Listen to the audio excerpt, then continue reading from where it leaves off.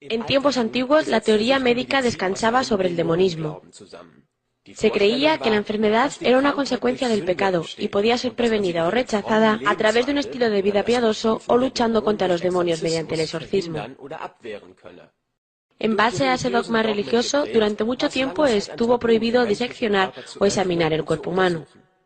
Con la aceptación de las autopsias y el estudio de la anatomía, se dio el paso crucial que llevaría a una primera revolución en la historia de la medicina. El demonismo ciego fue abandonado en favor de una visión técnica del organismo y un conocimiento y comprensión cada vez más exactos del funcionamiento y la interacción de sus órganos. La patología humoral emergió de esta revolución, así como la homeopatía clásica o la terapia de las flores de Bach. Este es también uno de los pilares de la medicina contemporánea.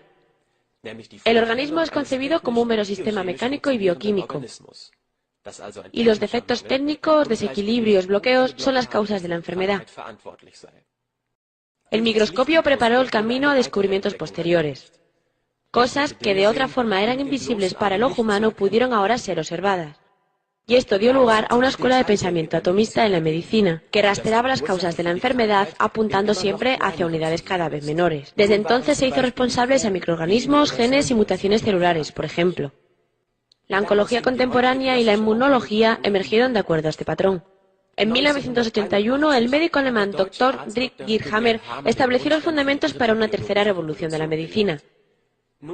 Desde entonces está claro que siempre hemos tenido una comprensión errónea de la enfermedad, cuando en su lugar existen ciertos procedimientos biológicos especiales con un sentido. Volveremos a ello más adelante. Hoy en día los tratamientos médicos son contra gérmenes y virus. Los antiguos trataban de expulsar el espíritu maligno o el diablo que había tomado posesión del cuerpo. Ambos estaban dirigidos contra enemigos inexistentes. El actual resultado es una guerra contra nuestro propio cuerpo y su destrucción cuando se busca su mejoría. Una presuposición común en todas las revoluciones médicas del pasado era concebir la naturaleza como arbitraria, maligna, errónea. O bien la enfermedad se consideraba un castigo por los pecados humanos, o la consecuencia de un nebuloso defecto o abundancia, o como la consecuencia de la invasión sufrida por parte de otra especie, o incluso un ataque del organismo sobre sí mismo. Siempre se trata de la naturaleza actuando contra nosotros. En cada época, el dogma imperante fue considerado como una verdad indudable e indisputable. Lo que hoy consideramos indisputable y normal, en otros tiempos era algo impensable. Y quizás algo que hoy consideramos impensable sea la base para la ciencia del mañana. Y tal como Andreas Vesalius se posicionó firmemente contra el tabú eclesiástico y promovió la disección del cuerpo humano, hoy la gente demanda firmemente un replanteamiento fundamental de la medicina, y son combatidos y ridiculizados con el mismo empeño. Se cree fervorosamente que ya conocemos todo lo que podemos conocer, como si la ciencia actual hubiera ido más allá que nunca antes. Las 5 leyes biológicas. Tercera revolución en la historia de la medicina. ¿Fueron el cáncer y las demás llamadas enfermedades nuestros salvavidas en el pasado? Si las 5 leyes biológicas postuladas por el Dr. Hammer son correctas, todo cuanto creíamos saber se vuelve del revés. ¿De qué tratan básicamente estas 5 leyes biológicas? El Dr. Hammer resumió las 5 leyes biológicas con el nombre Nueva Medicina Germánica. La naturaleza no tiene sentido del humor, es siempre verdadera, siempre solemne, siempre estricta, es siempre correcta y todos los errores y fallos son aquellos que cometen los seres humanos. Goethe. La primera ley biológica. Dice que toda alteración fisiológica que no es producida por un veneno, una herida o un estado carencial es resultado de un conflicto biológico que se inicia en la psique con un DHS, síndrome de Dirkhammer, definido por el Dr. Hammer. Cada uno de los programas especiales que solíamos llamar enfermedad solo comenzarán cuando percibamos un conflicto con nuestras necesidades biológicas. Ejemplos de conflictos biológicos son la carencia acuciante de alimento, sentir que no podemos cumplir nuestras necesidades sexuales, o cuando nos enfrentamos a una amenaza mortal. El Dr. Hammer nombró la experiencia psíquica del conflicto biológico como síndrome de Dirk-Hammer, DHS, siglas en alemán, en honor a su hijo Dirk, después de cuya muerte desarrolló un cáncer de testículo, lo que le abrió los ojos para descubrir la primera ley biológica. ¿Ve usted una relación entre la muerte de su hijo y su cáncer de testículo? No solo veo una relación, sino que la he comprobado con precisión en más de 600 casos. Hay siempre una relación exacta y todos mis colegas están alborotados porque llamo a esto una ley. El gato y el ratón. Digamos que se encuentran un ratón y un gato. El gato percibirá un potencial alimento. El ratón, por otra parte, se percata de una amenaza mortal. Y, naturalmente, comienza a huir.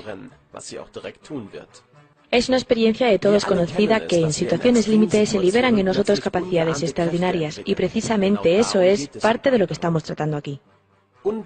Las células de los alveolos pulmonares del ratón entran en simpaticotonía, que les lleva a una hiperfunción y a incrementar su permeabilidad al oxígeno. De esa forma, el ratón es capaz de inspirar más eficazmente y continuar corriendo por más tiempo. Después de correr durante un par de minutos y encontrar un refugio seguro, el ratón comenzará a continuación a jadear para recuperar el aliento otros 2 minutos. Decimos ahora que está en estado vagotónico o parasimpaticotónico. Una situación equivalente en la vida humana sería recibir del médico un diagnóstico fatal o muy peligroso de cáncer, situación que evaluaríamos de forma similar a la del ratón. A nivel biológico, este diagnóstico amenazador sería interpretado como el gato del cual queremos escapar. Pero a diferencia del ratón, no podemos huir del diagnóstico en un sentido literal, al contrario de lo previsto por nuestra biología. El miedo a la muerte se perpetúa. El paciente es incapaz de dormir, no tiene apetito y no descansa, pues en él está activo un programa biológico que le impulsa a escapar de una amenaza mortal. Si comparamos la duración de esta situación con la del ratón, hay una gran diferencia en la duración. Para el ratón solo hay 2 opciones, escapará o será devorado, pero bajo ninguna circunstancia continuará corriendo continuamente durante semanas o meses. En un ambiente natural, el miedo intenso a la muerte no puede persistir por un periodo tan largo. En el caso del hombre, puesto que las células han estado trabajando a su máxima capacidad durante semanas, comienzan incluso a proliferar para poder aumentar su capacidad. Con esta sobrepoblación celular puede absorberse más oxígeno aún en menos tiempo. Si nuestro paciente visitara ahora de nuevo al médico, éste hallaría los llamados tumores malignos de pulmón y concluiría que representan una metástasis del cáncer primario. Sin embargo, se trata de un programa independiente por sí mismo, activado por aquel miedo a morir. Esa proliferación celular nunca fue maligna o carente de sentido, sino que biológicamente ayudaba a la criatura a obtener energía para huir. Pero asumamos que nuestro paciente es tranquilizado por el médico, que le da un buen pronóstico. Desde ese momento sentirá por fin alivio y podrá comenzar a descansar y recuperarse. Ha escapado con éxito de la amenaza. Dado que habían crecido células extra durante semanas, debe suceder algo más. Ese excedente ahora innecesario de células será descompuesto por medio de la tuberculosis y el expectorado. El paciente expulsará en la tos sangre coagulada. El ratón no llegó a desarrollar células extra durante sus 2 minutos de miedo a la muerte y por tanto no necesitó descomponerlas después. Sin embargo, nuestro paciente humano comienza a preocuparse y de nuevo visita a su médico, quien le diagnostica una tuberculosis pulmonar, cuando esto no es más que un síntoma de la resolución del conflicto de miedo a la muerte, el cual, aun con su incomodidad, representa un proceso biológico cuya duración está predeterminada y será apenas igual de larga como el tiempo que el paciente estuvo preso de su miedo a la muerte. De todos modos, la descomposición del excedente de células solo podrá llevarse a cabo si el organismo porta los microbios adecuados, bacilo de Koch. En su ausencia, por ejemplo, por haber sido eliminados médicamente, el tumor se encapsula y permanece en su lugar, sin suponer ninguna amenaza directa. Las micobacterias de la tuberculosis, siempre tenidas por malignas, no son realmente más que recolectoras de desechos, valiosos ayudantes para nuestra convalecencia. En efecto, hubo una elevada tasa de tuberculosis pulmonar en la Alemania de posguerra, dado que mucha gente había al fin resuelto su conflicto de miedo a la muerte.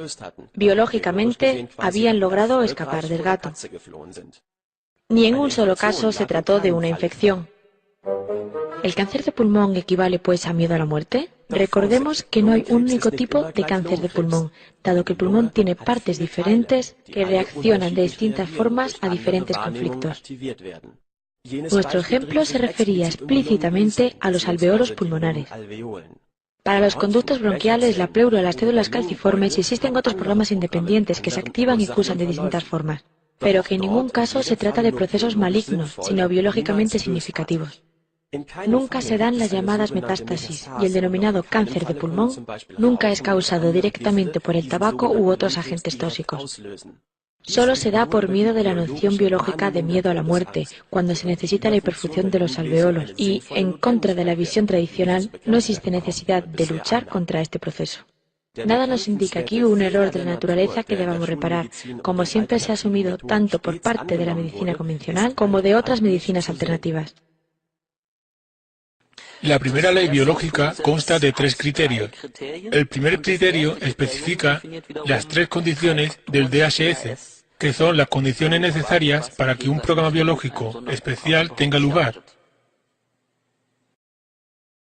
El conflicto debe ser agudo y dramático. Sorprende a la persona desprevenida, con la guardia baja. Y es vivido en soledad, es decir, no hay apoyo o comprensión por parte de otros. O no había nadie con quien hablar sobre el problema. De ningún modo, situaciones similares tienen necesariamente que producir los mismos síntomas. Imaginemos 5 personas que van a su trabajo una mañana y son informados allí de que han perdido su empleo. Y cada una de estas 5 personas concibe la situación de forma distinta. ¿Qué ocurre? El señor A ve su trabajo principalmente como la fuente de ingresos para su vida, lo que le da el pan de cada día. El cierre de su empresa es para él un trauma agudo y dramático, pues su sustento diario está en peligro. Lo vive en aislamiento, pues vive solo y no puede compartir su carga con nadie. La situación ha sido inesperada para él. Sufre un conflicto biológico con el contenido de miedo a la inanición. Así, el señor A desarrolla una hiperfunción hepática, con la consecuente proliferación celular si el conflicto permanece activo por un periodo extenso. Tan pronto como encuentre una nueva fuente de ingresos, el cáncer será automáticamente descompuesto. La hiperfunción y el tumor en el hígado le ayudan a extraer más nutrientes de una pequeña cantidad de comida. El señor B está entre la más alta jerarquía de la empresa, a la que ve como una fuente de importancia personal. Es donde él decide y dirige. En términos biológicos, es su territorio. El cierre de la empresa es un shock agudo y dramático para él, pues toda su autoridad ha desaparecido de pronto. Sin su puesto en la empresa es un don nadie. Además, vive la situación en aislamiento, pues nadie que no haya vivido su experiencia puede entender y compartir sus sentimientos. El cierre, en este caso, fue además inesperado. Sufre un conflicto biológico de pérdida de territorio. Sus arterias coronarias se ensanchan y pueden llegar a sentir pinchazos dolorosos en el pecho. Esto le provee mejor oxigenación del corazón y con ello más energía para recuperar el territorio. Tras la resolución del conflicto, desarrollará bradiarritmia, un tipo particular de afección cardíaca. Puede dar lugar a un infarto. El señor C siempre se identificó con la empresa, mostrándose orgulloso cuando era próspera y perdiendo autoestima en los tiempos de crisis. El súbito cierre de la empresa cae sobre él como una devastadora derrota, en especial porque no había sido informado a tiempo. Sufre un conflicto de desvalorización central. Soy un perdedor. El señor C experimenta disminución celular en la columna vertebral. Tras resolver el conflicto, comenzará la restitución en las vértebras o discos intervertebrales, causándole dolor de espalda por un tiempo. El señor D ve ese trabajo como mera fuente de ingresos extra. Su gran familia le mantiene. Para él, su territorio no es su lugar de trabajo, sino más bien su vida familiar. Así pues, el cierre de la empresa no es un trauma agudo o dramático para él. Aun siendo vivido en soledad e inesperado, no sufre ningún conflicto, pues el aspecto de grave o dramático no está presente. Para el señor D, ningún programa especial necesita activarse. El señor E es realmente el caso estándar. Sufre 3 conflictos al mismo tiempo, pues siente todas las vivencias explicadas como dramáticas y graves para él, por lo que desarrolla los síntomas de A, B y C. Vemos con este ejemplo que distintas personas pueden valorar de un modo completamente distinto la misma situación. Pueden sufrir diferentes conflictos o pueden no sufrir ninguno en absoluto. El enfoque terapéutico en cada caso debe estar basado en cada contexto individual específico. Desde luego, esas solo eran tres posibilidades de interpretar la situación. Miedo a la inanición, pérdida del territorio y autodevaluación. Pero hay un incontable número de otras interpretaciones posibles. Es un asunto enteramente personal. No hay una regla general. Es algo sabido por todo el mundo. Cuando experimentamos cualquier pequeño conflicto, la frecuencia cardíaca se incrementa inmediatamente. Esto también es un programa especial. Así que no se dispara un solo programa por cada conflicto, sino que siempre hay varios. Generalmente aprendemos a vivir con nuestros conflictos. En ese caso, pierden intensidad y a veces sencillamente lo olvidamos por completo. Así que por favor no se asuste pensando, ¡socorro! ¿Qué pasa si tengo conflictos activos ahora mismo? Oh no, me consumiré o algo parecido. Con seguridad reconocería un conflicto de tal intensidad que pudiera causarle consunción. Y entonces no tendría tiempo de preocuparse por ese tipo de cosas. Cuando aún tengo tiempo de preocuparme por esas cosas, es que mis conflictos no son tan intensos. Cuando experimento conflictos realmente serios, mis pensamientos giran sobre ellos noche y día, e intento arreglar las cosas o superar mi conflicto. No puedo concentrarme en nada más. El segundo criterio determina qué programa especial en concreto será activado en cada clase de vivencia o qué tipo de interpretación de una situación es necesaria para activar cada programa. Desde luego, esto tiene que ver, entre otras cosas, con el papel de cada órgano en concreto, que será el que debe actuar con más eficacia bajo el programa especial. En algunos órganos esta conexión es obvia. El hígado intensifica su función en un conflicto de nutrición. La vejiga está implicada en el marcaje del territorio propio. O bien, en el caso de la piel, los conflictos tienen que ver con sentir, tocar, mantener el contacto con otros, pero no es tan obvio para todos los órganos. Hace un momento hemos puesto el ejemplo de 5 personas que ante la pérdida de su trabajo reaccionan de forma totalmente distinta. Ahora veamos un ejemplo del caso opuesto. Distintas personas experimentan situaciones diferentes, pero las interpretan del mismo modo. Consideramos 3 personas. Un hombre que intenta decorar su oficina, pero su jefe se lo prohíbe.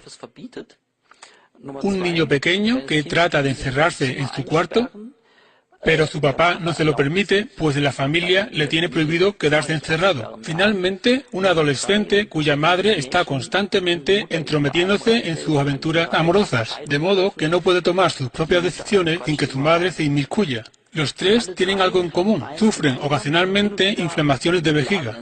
El aspecto común a los 3 en su vivencia del conflicto es el marcaje de sus respectivos territorios. A cada uno de ellos se le impide marcar o delimitar su territorio. El hombre no puede arreglar su oficina para hacerla su territorio. El niño no puede encerrarse en su cuarto para delimitar su propio reino, pues el padre se opone. Y en la adolescente vemos la manifestación femenina de este conflicto de marcar el territorio. Está menos preocupada por marcar el territorio externo y más por su identidad personal y por poder tomar sus decisiones. No puede establecer fronteras entre ella y su madre. En esencia, tenemos la misma percepción de conflicto en todos ellos, aunque parezcan situaciones tan distintas. Esto es difícil de entender al principio. Más difícil aún es caracterizar cada contenido conflictivo de una forma que todos podamos encontrar útil. Muchos principiantes están decepcionados con la tabla científica del Dr. Hammer, porque es bastante más difícil de emplear de lo que uno esperaría. No puedes sencillamente buscar ahí cualquier conflicto. Es claramente distinto. Otro descubrimiento importante es que desde el momento del shock, el programa especial es activado simultáneamente en los 3 niveles de psique, cerebro y órgano. Es un malentendido común que la psique activa los programas especiales, cuando de hecho el conflicto es percibido por todo nuestro organismo de forma integral, causando síntomas en los 3 niveles. Lo que experimentamos a nivel psíquico, a través de nuestros pensamientos, un cambio en nuestra forma de ver el mundo, es un síntoma y no una causa. Por favor, recuerde, no estamos hablando de conflictos psicológicos. La psique no causa enfermedades. Precisamente esta concepción llamada psicosomática es refutada por las 5 leyes biológicas. El conflicto biológico, percibido mediante todos los recursos de nuestro organismo, activa un programa especial que nos ayuda a resolver el problema biológico. En el nivel psíquico, desde este momento hay una fijación obsesiva en el conflicto y una búsqueda obsesiva de una solución que nos ayude a librarnos del problema lo más pronto posible. De modo que esta es una parte muy importante de la estrategia de supervivencia. Nuestras acciones irán de acuerdo a este estado psíquico. En el órgano relacionado con cada tipo de conflicto biológico tiene lugar un cambio funcional que trata de ayudar a resolver el problema. Cada órgano está relacionado con cierto centro de control en el cerebro, los cuales son al mismo tiempo centros de cada una de nuestras nociones biológicas, que, a través de la psique, controlan nuestro sentir y actuar. En el nivel cerebral, en el centro de control del órgano respectivo, vemos una estructura circular llamada foco de Hammer. Este foco de Hammer consiste en una forma de anillos concéntricos que solo puede verse en una tomografía computerizada realizada sin agente de contraste. Pero incluso esto requiere varios años de entrenamiento. No pueden verse en una resonancia magnética. Cuando pueden verse claramente, la medicina convencional los descarta como artefactos técnicos, errores del aparato. La estricta sincronía entre los 3 niveles permite hacer deducciones concluyentes a partir de los datos de un nivel respecto a los otros 2. Un lector entrenado de tomografías puede, mediante su revisión, decir qué condiciones psíquicas y orgánicas ha tenido una persona, por cuáles pasa ahora mismo y, en algunos casos, cuáles deben esperarse en el futuro. De modo que si en el centro cerebral para los alveolos pulmonares se ve un foco activo en una tomografía, se puede concluir con certeza que la persona ha incrementado su capacidad respiratoria, puede que con proliferación de las células alveolares, y que la persona está lidiando con un conflicto no resuelto de miedo a la muerte. Paralelamente, desde un síntoma orgánico específico, se pueden predecir los sentimientos y el estado cerebral de la persona. Los terapeutas experimentados pueden incluso extraer conclusiones sobre el estado orgánico y cerebral desde una anamnesis psíquica. Es natural que el nivel psíquico sea el más complicado de evaluar, pues depende, entre otras cosas, del estado mental de la persona y de su disposición a hablar de sentimientos íntimos. En cualquier caso, se pueden realizar predicciones perfectas a partir de una tomografía para los niveles orgánico y psíquico, siempre que los dispositivos adecuados estén disponibles. Los 3 niveles son inseparables entre sí.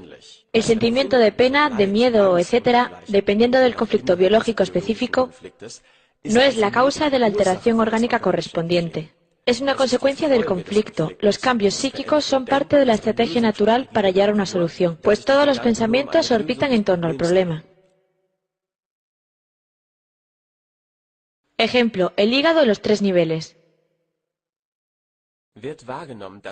La noción de falta o escasez de alimento requiere una hiperfunción. En el correspondiente centro cerebral vemos un foco de Hammer. Tanto en el órgano como a nivel psíquico desarrollamos esa hiperfunción en este ejemplo. A nivel orgánico, los nutrientes son extraídos de la comida mucho más eficazmente. En el nivel psíquico, estaremos pensando obsesivamente en encontrar una nueva fuente de alimento, o un nuevo trabajo, respectivamente.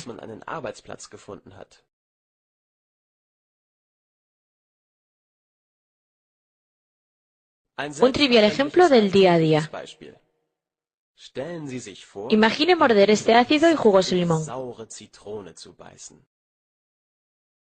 Inmediatamente notará un incremento de la producción de saliva. Si ese es el caso, entonces en este momento tiene cáncer.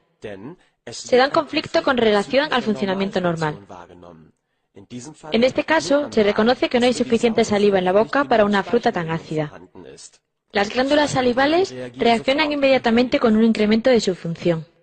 Así que sería incorrecto decir que un determinado conflicto cause ciertos síntomas, lo cual aún no es bien comprendido por mucha gente. En primer lugar, se requiere que la situación sea dramática para la persona. Cómo es interpretada la situación y la duración del conflicto también es decisiva. En un conflicto a corto plazo no puede haber un proceso orgánico notable, pero por el contrario podemos hacer afirmaciones exactas y seguras a partir de un síntoma concreto claramente reconocible, que en cualquier caso debe haber sido precedido por el conflicto correspondiente. Pero no es así a la inversa. No podemos decir, se dio este conflicto, luego deberá presentarse este síntoma. Esa conclusión podría ser correcta, pero no necesariamente. Pero viceversa, sí podemos sacar conclusiones con las leyes naturales. A menudo hay que entender que un órgano no es monolítico. Observemos el pecho como ejemplo. Este consta de diferentes partes y tejidos. Glándulas mamarias, conductos mamarios, tejido adiposo, corium, dermis, epidermis. Evitemos por ello expresiones inadecuadas como cáncer de mama.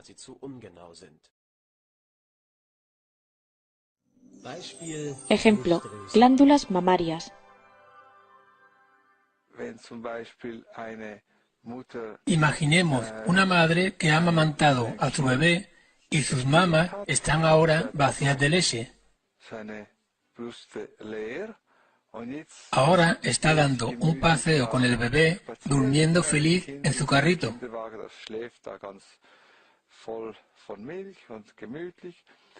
Inesperadamente, la madre oye a un recién nacido llorar desgarradoramente y siente inmediatamente cómo sus pechos se están llenando de leche de nuevo. De modo que es una respuesta biológica. Si hay una criatura que no se siente bien, ella debe producir leche. Pero si una situación similar no dura solo unos momentos, sino un periodo prolongado, por ejemplo, si su bebé está en el hospital seriamente enfermo y la madre teme que no pueda recuperarse, su respuesta biológica será tratar de producir leche. Pero debido a este periodo prolongado, las glándulas mamarias incluso aumentan de tamaño. El sentido de este proceso es que pueda producir aún más leche. Pero sin entender este proceso, sin entender su sentido biológico, solo observaremos la formación de un nódulo, que llamamos cáncer de mama. Esto es toda una nueva visión de un proceso. La medicina se refiere a él como una enfermedad. Hemos visto cómo las glándulas mamarias desarrollan una hiperfunción cuando una criatura requiere cuidados. Un caso podría ser cuando un hijo se hace daño. Pero en un ambiente civilizado hay otras causas de preocupación. Por ejemplo, el niño ha sacado malas notas en el colegio, lo que nos hace preocuparnos por su futuro. O, en fin, cualquier cosa que haga a la madre preocuparse. La hiperfunción de la glándula mamaria también se hará necesaria si el nido familiar es amenazado o destruido. En nuestra civilización, esto puede ser la casa que protege a la familia. En todos los casos, la superproducción de leche está dirigida a ayudar a los otros a superar a salvo un periodo duro. La experiencia nos enseña, en cualquier caso, que las mujeres también reaccionan con las glándulas mamarias a conflictos con otras personas como sus parejas. En esencia, llegamos a un conflicto de cuidado, preocupación por y o pelea con un miembro del nido. Cualquier situación es posible. Lo único importante es la interpretación biológica de un conflicto dado. Una mujer que no está amamantando no producirá leche a pesar de la actividad del programa especial. Sus pechos solo segregarán un líquido seroso. Lo que seguramente está relacionado con que en la naturaleza una madre amamanta casi todo el tiempo sin interrupciones, dado que da a luz cada poco tiempo. Por lo que la menstruación es también más frecuente en la civilización que en la naturaleza. Pero recordemos que todo lo dicho vale únicamente para las glándulas mamarias. Las otras partes del pecho citadas muestran reacciones con su propio sentido ante diferentes circunstancias. De la tercera ley biológica podemos deducir un esquema de cómo lo hacen. Si hay crecimiento de las glándulas mamarias, siempre hay un conflicto de preocupación y o pelea. Por tanto, la imprecisa expresión cáncer de mama debería ser abandonada.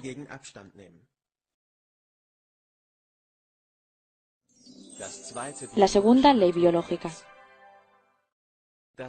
La segunda ley es de capital importancia en el trabajo práctico con las leyes biológicas. Se deriva del funcionamiento normal del sistema nervioso autónomo, que regula todos nuestros procesos somáticos, basándose en nuestras sensaciones y sin nuestra intervención voluntaria. El sistema nervioso autónomo tiene dos ramas, simpático y vagal. Durante el día estamos generalmente en estado simpático-tónico, sin descanso, enérgicos y ocupados.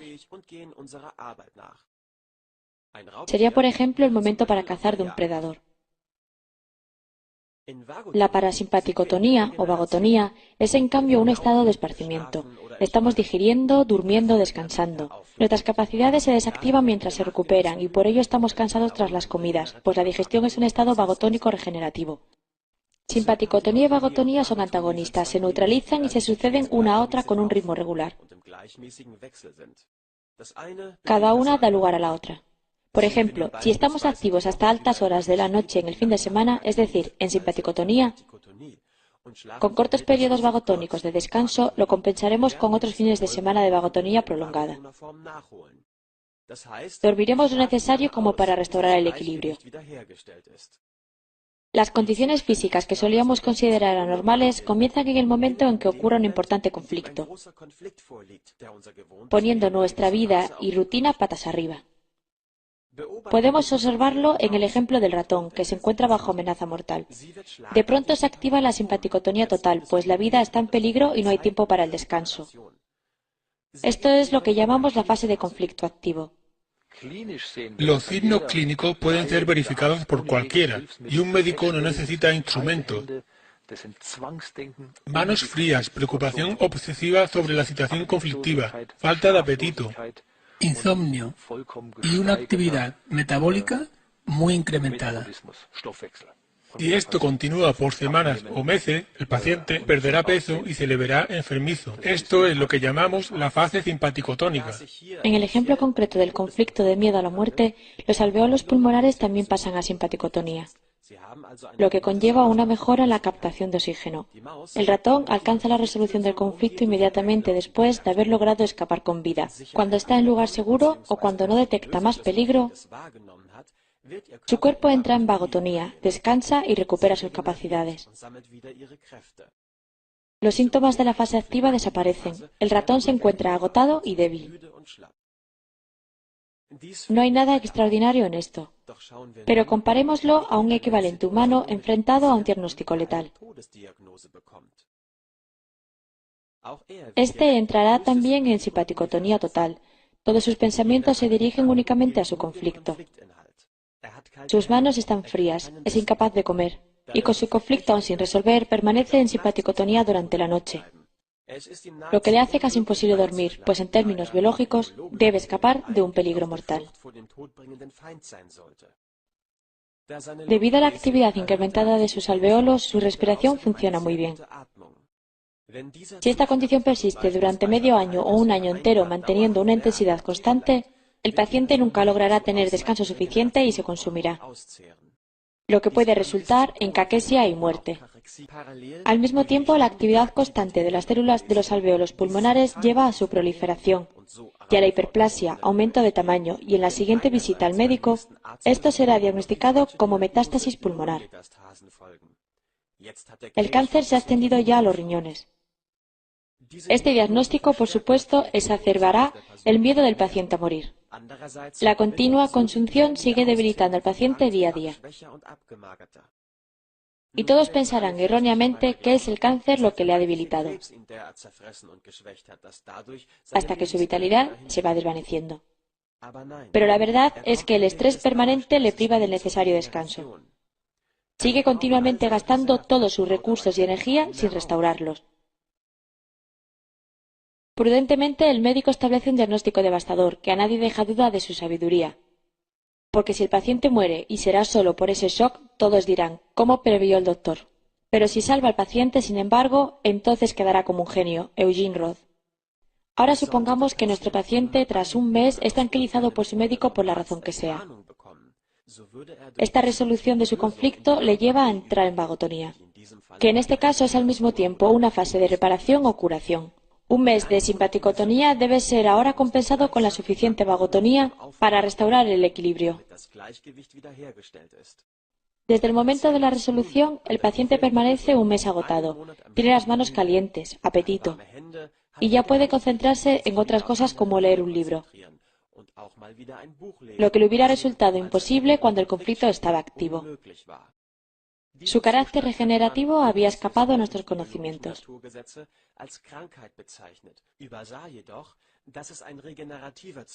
Hay un hecho notable que se observa en toda fase de curación. Hacia la mitad del proceso se produce un corto intermedio de aguda simpaticotonía, es la llamada epicrisis, cuyos síntomas pueden ser diversos tipos de ataque al corazón, epilepsia, pánico, vómitos, estornudos, cólicos y otros, dependiendo del programa. Estas son etapas necesarias en el proceso de reparación de diversos programas especiales. Estamos acostumbrados a considerar las etapas de una enfermedad, de algo que está funcionando mal. Pero estos fenómenos no son tampoco resultado de errores, sino que obedecen estrictamente a reglas biológicas.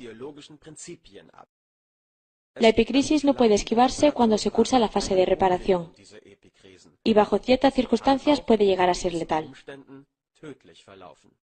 Volveremos a la epicrisis y qué hay tras ella más adelante. La presentación gráfica de las dos fases es, por supuesto, solo un esquema. No significa que no necesitemos dormir nada durante meses, solo que el ritmo nervioso día a noche es alterado hacia arriba o hacia abajo. Así que, por ejemplo, durante el conflicto activo, uno aún duerme, solo que mucho menos. Las áreas de la fase activa y de la fase de resolución son iguales. Pero esto no significa que deban tener la misma duración o la misma intensidad. Es el producto de las dos lo decisivo, y esto es exactamente igual en las dos fases. Los médicos son hombres que prescriben medicinas de las que saben poco, para curar enfermedades de las que saben menos, en seres humanos de los que no saben nada. Voltaire. Conociendo la segunda ley biológica, la ley de las dos fases, puede deducirse cuándo una intervención médica tiene o no sentido en un momento concreto. El uso de medicamentos en lo que concierne a la nueva medicina se dirige a influir en el desarrollo de las distintas fases. Quiere decir que si estoy atascado en una fuerte actividad debido a un conflicto activo, puedo lograr cierta calma. Si me encuentro en una fuerte fase de regeneración, que es donde se dan síntomas fuertes, la medicación se puede usar para reducir esos síntomas, reduciendo la intensidad de esa fase. Lo que no ha habido nunca ni nunca habrá es una sustancia que cure. Tenemos los llamados simpático-miméticos y los parasimpático-miméticos. Los primeros estimulan nervios simpáticos y aumentan la simpaticotonía. Los segundos estimulan el sistema parasimpático aumentando la vagotonía. Si se suministran simpático-miméticos a un paciente en fase activa de conflicto que ya es simpaticotónica, como cortisona o aspirina, la simpaticotonía se incrementará y la fase activa continuará aún con más intensidad. Los parasimpático-miméticos pueden en cambio aliviarle. Puesto que es más bien raro percibir síntomas en la fase activa, la cuestión de los medicamentos se nos presenta sobre todo en la fase de curación, porque es cuando sentimos dolor y no nos sentimos bien. Una interferencia simpaticotónica alivia los síntomas de la fase de reparación. Esto quiere decir que se hacen más suaves, pero en cambio el proceso reparativo será ralentizado en el mismo grado. Así que la atenuación conlleva una prolongación de la fase curativa. Lo que no es posible es evitar un proceso reparativo con un medicamento. Saltarnos toda la fase evitaría también la necesaria reparación. La vitamina C, por ejemplo, ha mostrado un efecto simpaticotónico y mitiga los síntomas de la fase de reparación. Es por ello que se la considera saludable. Pero también la cola o el café, a través de su cafeína, tienen efectos simpaticotónicos y son, de acuerdo a esta antigua lógica, también saludables. La concepción de la enfermedad como un error de la naturaleza que puede ser corregido por la medicina está lejos de la realidad. A veces nos parecía así porque no conocíamos el contexto de las dos fases. Una intervención simpaticotónica abusiva puede incluso hacer retornar todo el sistema nervioso a la simpaticotonía, en cuyo caso el proceso de reparación se detiene por completo y los síntomas de la fase de conflicto activo comienzan de nuevo. Se acumula así más masa conflictiva por encima de la línea que al final deberá ser reducida por debajo de la línea, y eso significa con los síntomas de reparación. Cuando pasa el efecto de la medicina, el proceso reparativo puede continuar. Seguir suprimiendo médicamente los síntomas puede llevar a un ciclo sin fin. Esta es, en todo caso, solo una de las formas de que una condición se torne crónica. Está claro que los medicamentos vagotónicos exacerban los síntomas de la fase de curación, pero también la abrevian, acelerando el proceso. En la llamada nueva medicina, la medicación no está ni prohibida ni desprestigiada, tal como suele informarse falsamente.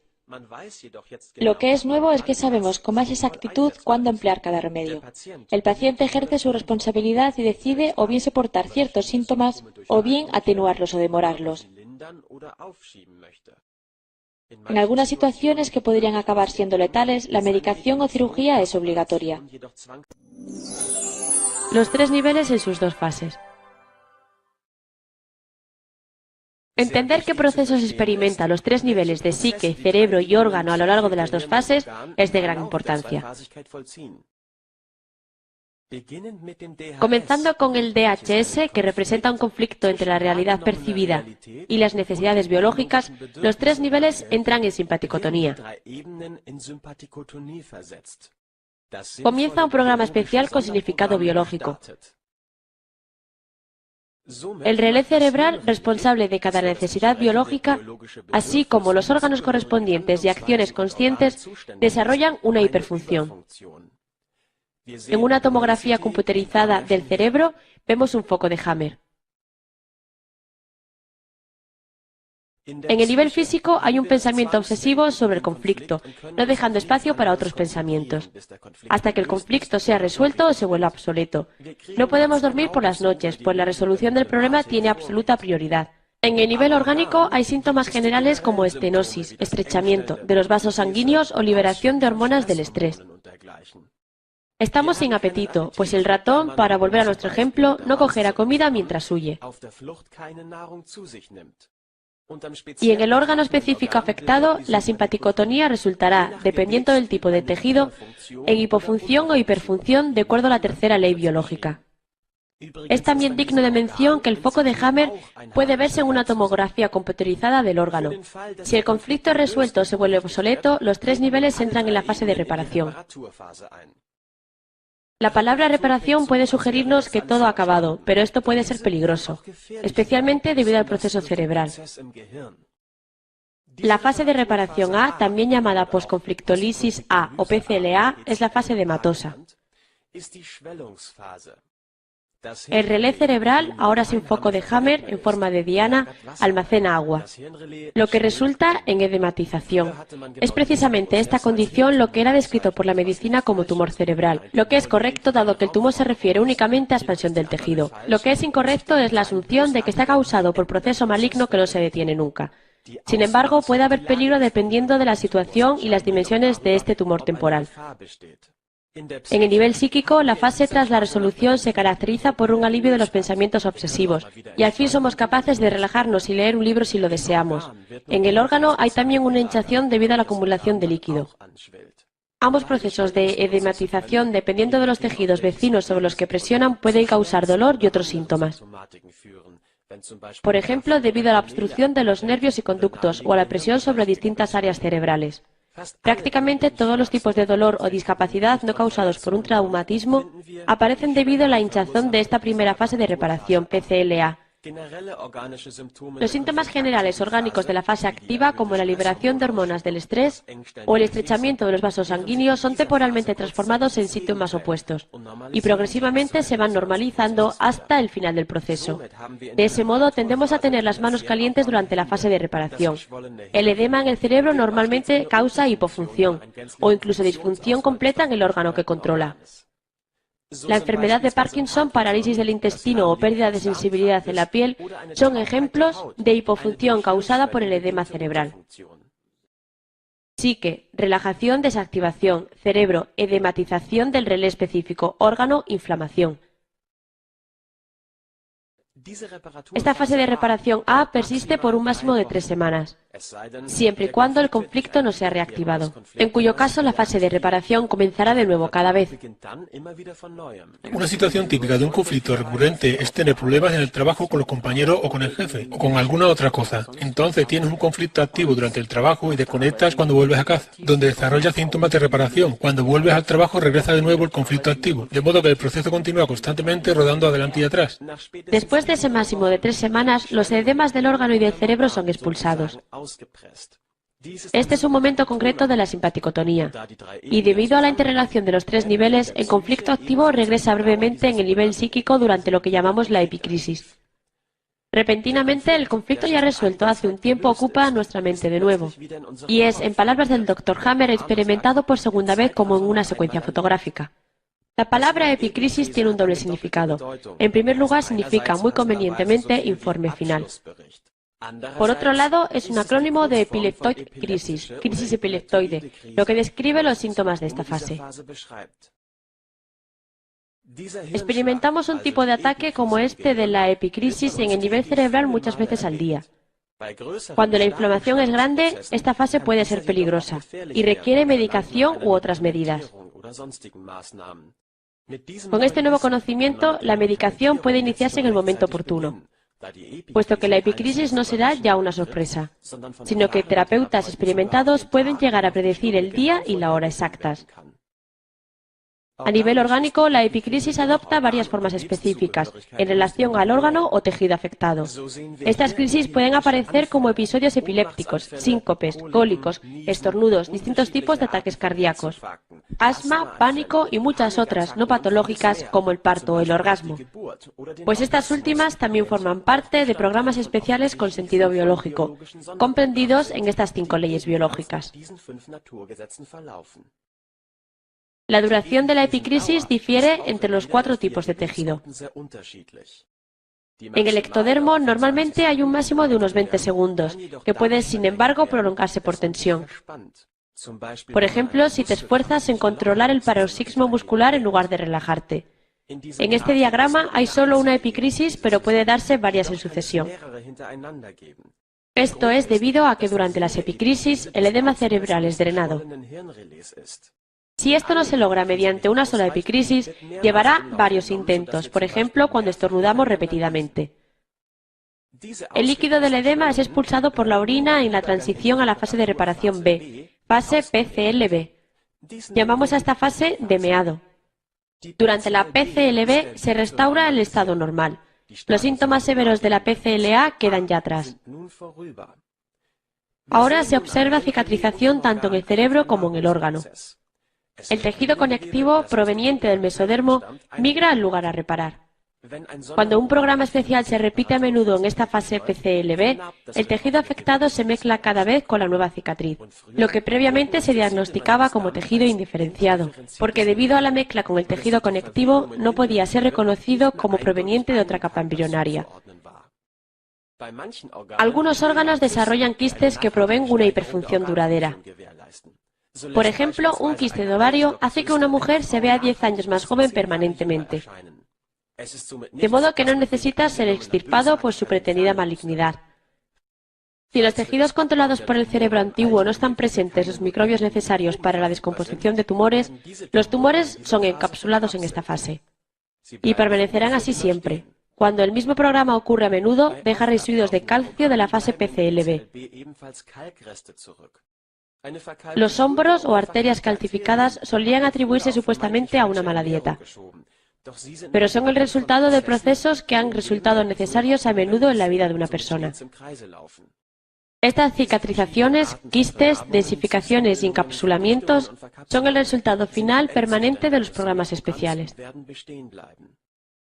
La gran mayoría de ellos ni siquiera serán percibidos, pero en el ojo o en el hueso, por ejemplo, estas cicatrices resultantes pueden conllevar una deficiencia permanente, razón por la que uno debe de tratar de evitar que un programa especial se haga necesario de nuevo, si es posible. La afirmación de que, de acuerdo al Dr. Hammer, uno debe de no hacer nada y será curado pasivamente es creída por muchos, pero está lejos de la realidad. Se trata bien de un malentendido, bien de desinformación deliberada. Esperar no es buena idea. Esperar significa no hacer nada. Y ahora, a la luz de las 5 leyes, entendemos que hacer algo es muy importante. Una terapia efectiva a menudo supone cambios fundamentales en el estilo de vida. Un cambio en las cosas a las que estamos acostumbrados, no solo la pasividad de tomar una píldora. La tercera ley biológica. Aún hay que aclarar algunas cuestiones importantes. Por ejemplo, ¿por qué algunos órganos desarrollan hiperplasia en la fase activa y otros lo hacen en la fase de reparación? La tercera ley de la naturaleza explica básicamente que toda función fisiológica de nuestro organismo está conectada con su tejido original desarrollado de las 3 capas germinales. Y cada uno de estos tejidos está conectado con una necesidad biológica. La base de la tercera ley biológica fue descubierta por el Dr. Hammer en la embriología. Desde el 13º día de la fertilización del ovario, observamos una diferenciación del tejido en las llamadas capas germinales. Hay 3 de ellas, y los grupos de órganos desarrollados a partir de cada una de estas capas germinales cumplen distintas tareas en el organismo. La capa germinal interna, llamada endodermo, comprende los órganos responsables de funciones vitales básicas.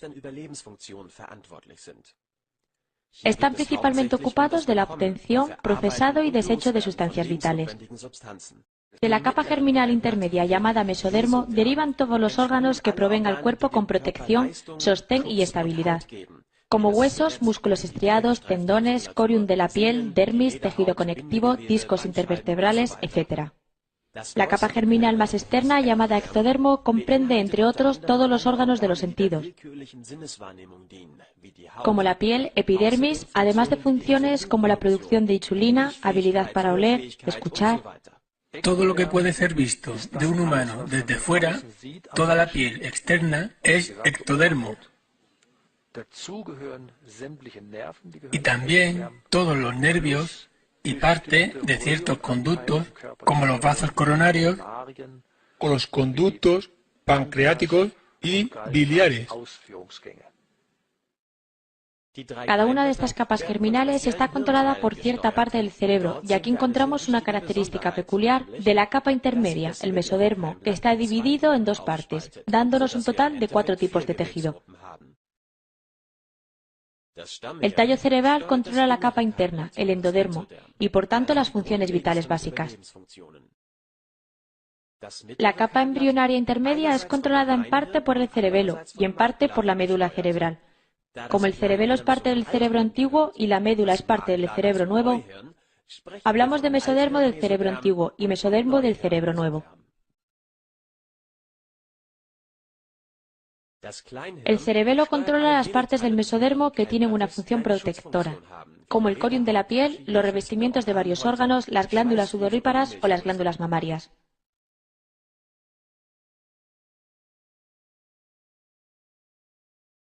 La médula controla las partes del mesodermo que, además de protección, nos proveen de estructura y locomoción, como huesos, tendones, músculos y tejido conectivo. La capa germinal más externa, el ectodermo, es controlada desde la corteza cerebral y conlleva la sensación, la comunicación, el territorio, la vida sexual. De acuerdo a la división mencionada entre cerebro antiguo y nuevo, observamos una diferencia fundamental respecto a los patrones de cambio funcional realizado por los tejidos en las 2 fases.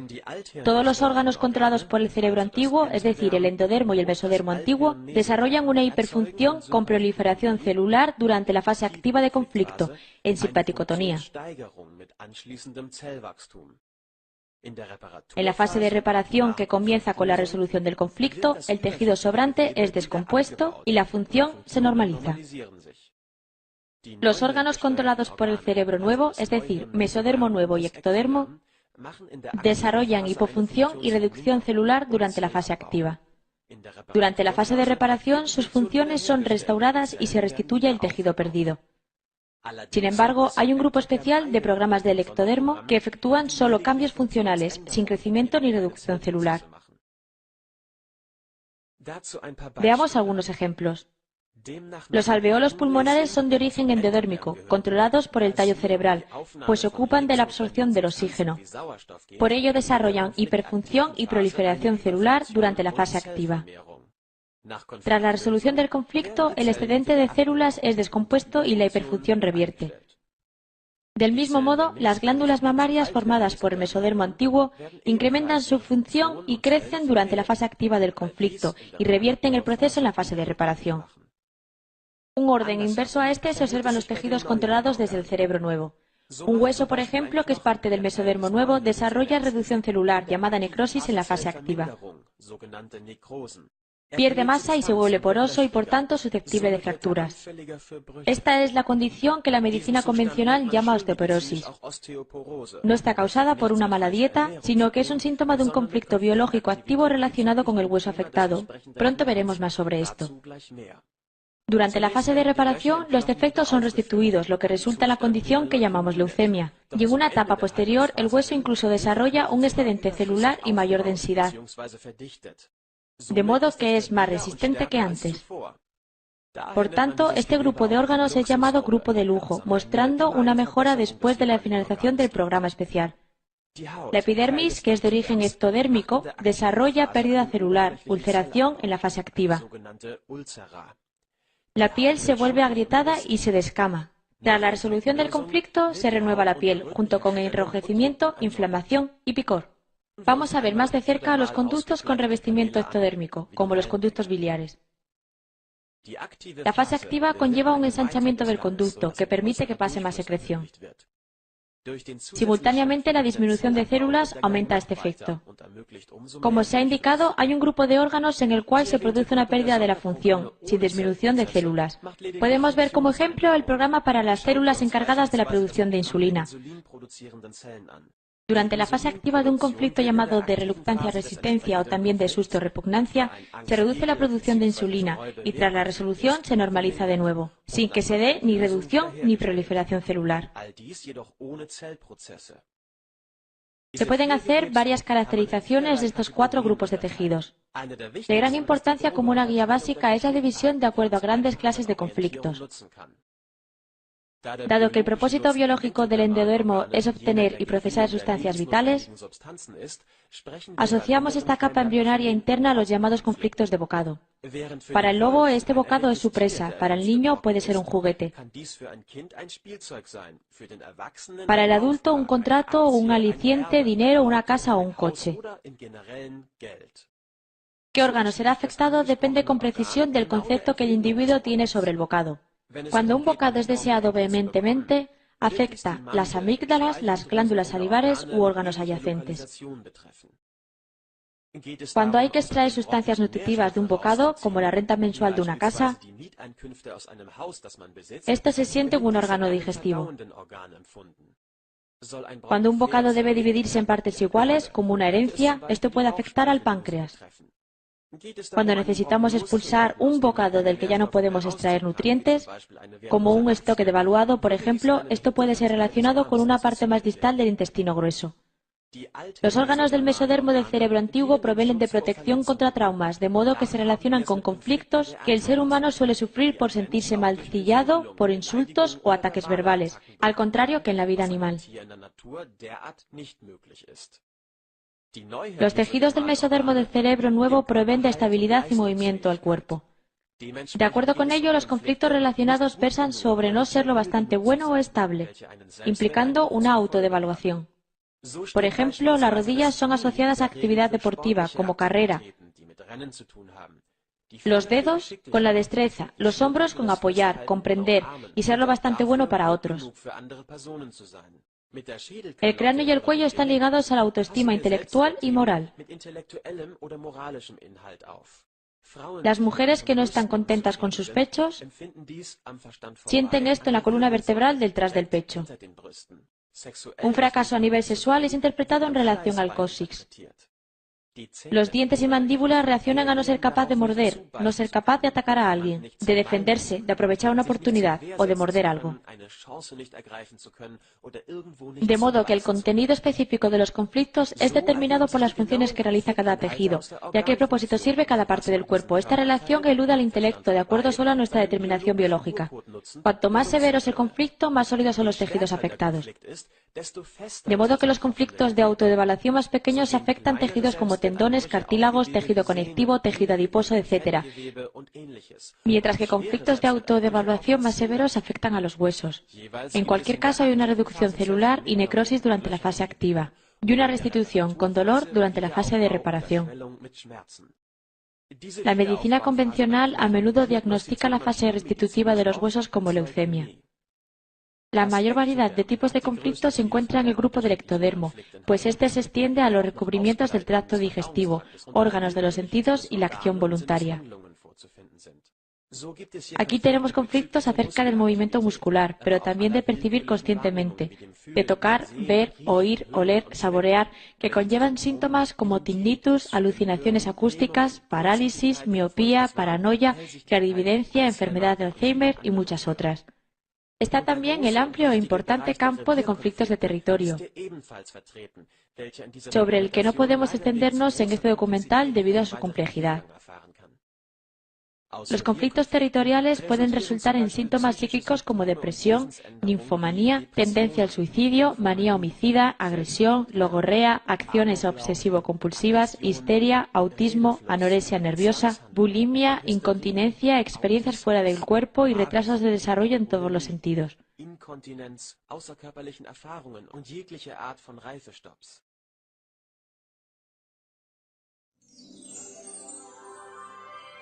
La cuarta ley biológica. Ahora, naturalmente, se nos plantea la cuestión de qué suponen realmente las enfermedades contagiosas e infecciones. Porque si todos los programas especiales son iniciados por un impulso biológico o un DHS, los antiguos supuestos en relación a las causas no pueden seguir considerándose ciertos. Basándose en los conceptos establecidos de enfermedad, siempre era fácil encontrar algo que te pusiera enfermo. Decimos, lo pillé, me he infectado, o cuando había frío, o el aire era húmedo, o nos encontrábamos una corriente de aire, o una de las favoritas, el tiempo. Así que siempre puedes encontrar algún factor al que hacer responsable, pero no puede haber certeza. La historia con los microbios es un poco más difícil de explicar porque su papel está fuertemente predefinido en la mente de la mayoría de la gente. Es una idea firmemente aceptada a día de hoy. Si le dices a la gente que los microorganismos posiblemente no juegan el papel que les han explicado, se resistirán a esa idea. Se encuentra con varias resistencias. Esto nos lleva a la cuarta ley biológica, que es la que contrasta más agudamente con todas nuestras creencias anteriores. Ha sido observado que todas las condiciones que solíamos referir como enfermedades infecciosas son de hecho síntomas que aparecen en la fase de reparación. Esto comprende varias formas de tos, coriza, catarro de nariz, el llamado cáncer de cuello de útero, exantemas, tuberculosis, herpes, varias de las llamadas enfermedades venéreas, el pie de atleta y otras.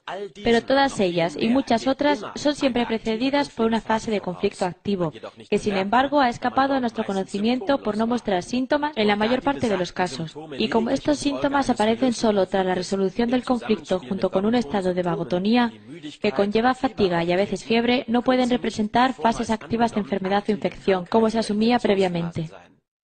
Los microbios, hongos, microbacterias, tuberculosis, bacterias y discutiblemente virus son de hecho observadas durante estos procesos. De esto se sigue que en cualquier caso no han podido provocar su inicio, sino a lo sumo ayudar en el proceso de reparación. Llamemos a las bacterias bomberos y a la enfermedad incendio. Entonces podríamos decir, cada vez que veo una casa ardiendo, también veo a los bomberos a su lado. ¡Qué extraño! Por tanto, estadísticamente hablando, los bomberos parecen ser responsables de los incendios. Apliquemos esta lógica a las bacterias. ¿Por qué se piensa que la causa de las enfermedades está precisamente en las bacterias? Solo porque cuando examinemos la enfermedad encontraremos bacterias. Esto me ha desconcertado a menudo. No hay pruebas. Podríamos también hacer una estadística mostrando que todo el que se ha puesto enfermo ha bebido agua, así que el agua tendría que considerarse la causa principal, ¿o no? Y esto es lo que establece la cuarta ley biológica. Hongos, micobacterias tuberculosas son los ayudantes durante la fase de reparación controlada por el cerebro antiguo. Las bacterias y discutiblemente los virus desarrollan su actividad si lo hacen en la fase de reparación de los tejidos controlados por el cerebro nuevo. Deberíamos considerar estas criaturas microscópicas, hongos, micobacterias, bacterias y virus, en tanto existan, como microcirujanos cuyos servicios se hacen necesarios en la fase de curación. Un científico médico alemán examinó casos de remisión espontánea del cáncer y observó Que todas las remisiones espontáneas coinciden con infecciones febriles, lo que por supuesto está claramente de acuerdo con las leyes biológicas. Creo que el último año se hizo un estudio notable. La descomposición de los cánceres tiene lugar en la fase de curación, cuando también se da fiebre y las llamadas enfermedades infecciosas. Sabemos también que los microbios juegan un papel en esto, etc. Pero, ¿qué han sacado de todo esto? Creen que la elevada temperatura corporal causada por la fiebre podría quemar las células cancerígenas o algo así. Así que todo es retocado para encajar en esa lucha que quieren ver. Para los tejidos controlados por los niveles cerebrales más nuevos, no creemos que los gérmenes sean elementos necesarios para la reparación, sino potenciadores del proceso. No sabemos qué es lo que ocurre si las bacterias no están presentes cuando un músculo o hueso se repara. No obstante, hay una reparación y cicatrización. Son necesarias solo para una reparación óptima en los tejidos controlados por el cerebro antiguo, es decir, los tejidos controlados por el tallo cerebral y cerebelo. Pero por supuesto la ciencia no se detiene y es necesario descubrir más al respecto. Puede que el papel de los gérmenes en tejidos del cerebro nuevo sea mal comprendido. La teoría de las bacterias invadiéndonos y causando enfermedades queda invalidada por completo. La quinta ley biológica. Así como el ratón podría escapar del gato solo gracias al programa especial de las células de los alveolos pulmonares, habrá una cierta situación en que sea necesario cada uno de aquellos programas especiales para la supervivencia de un sujeto. El Dr. Hammer definió estos procesos que antes se veían deformados cuando se presentaban como enfermedad, como programas especiales con sentido biológico comprensibles desde la filogenia, o SBS. La característica de ser comprensible desde la filogenia es también muy importante. La quinta ley de la naturaleza supone cuestionar nuestras creencias actuales al respecto de la enfermedad o las dolencias. Y es por ello que a tanta gente se le hace difícil de entender. La quinta ley de la naturaleza es la comprensión de cada enfermedad o dolencia en tanto que un programa de la naturaleza con sentido biológico. Y aunque suena fácil, es duro de entender y de integrar. Y es debido a que de pronto la enfermedad que nos ha hecho sufrir, que ha creado síntomas y que incluso lleva a la muerte, se convierte en una reacción con sentido de la naturaleza. Y esto parece estar en contradicción con lo que vemos. Lo que no entendemos es que esas reacciones de la naturaleza están diseñadas para una forma de vida natural, no cultural. Y la mayoría de nuestra sociedad no lo permite, vive de forma muy antinatural. Y al no vivir comportándonos respecto a nuestro código biológico, tales reacciones de la naturaleza son mucho más numerosas y más fuertes de lo que serían en estado salvaje. Y esto conduce a que todos aquellos síntomas que derivan de esas reacciones sean también más numerosas y fuertes de lo que serían en la naturaleza. Y esto es lo que llamamos enfermedad. Por ejemplo, el conflicto de inanición. Si un animal en estado salvaje experimenta dicho conflicto, siempre estará relacionado a una situación real de inanición. Lo que significa que, por ejemplo, un impala en estado salvaje no encuentra ya lo que comer y se da cuenta de repente o ya no hay nada que comer, peligra de inanición. A partir de ese momento existe una alteración en el tejido del hígado. Las células cambian e incrementan su función. Produce más enzimas y permite una mejor acumulación de glucógeno. Todo tipo de hierba, cualquier alimento, será usado con más eficiencia para tener mayor posibilidad de sobrevivir. A la vez, el tejido del hígado comienza a crecer. Ahora bien, ¿cuánto tiempo cree que podrá un impala vivir en estado salvaje sin encontrar comida? Si suponemos que serán 6 o 7 semanas, significa que durante ese tiempo, este animal no encuentra nueva comida y morirá de inanición. Si encontramos muerto al impala y lo abrimos para examinar su hígado, ¿qué veremos? Bien, quizás veamos un crecimiento del hígado y quizá solo lo encontremos un poco mayor. Lo que es seguro es que ahí no habrá nada que podamos llamar cáncer. Así, el cambio en el tejido del hígado, tal como lo prevé la naturaleza, no se da para crear un enorme tumor, y más amenazante para la vida que el problema al que se enfrentaba el organismo. Es para aumentar las oportunidades de sobrevivir del animal en el lapso de tiempo que la naturaleza permite para este programa biológico. Ahora bien, un ser humano puede experimentar un conflicto de inanición según otra situación. Quizás por falta de dinero, quizás por falta de soporte financiero.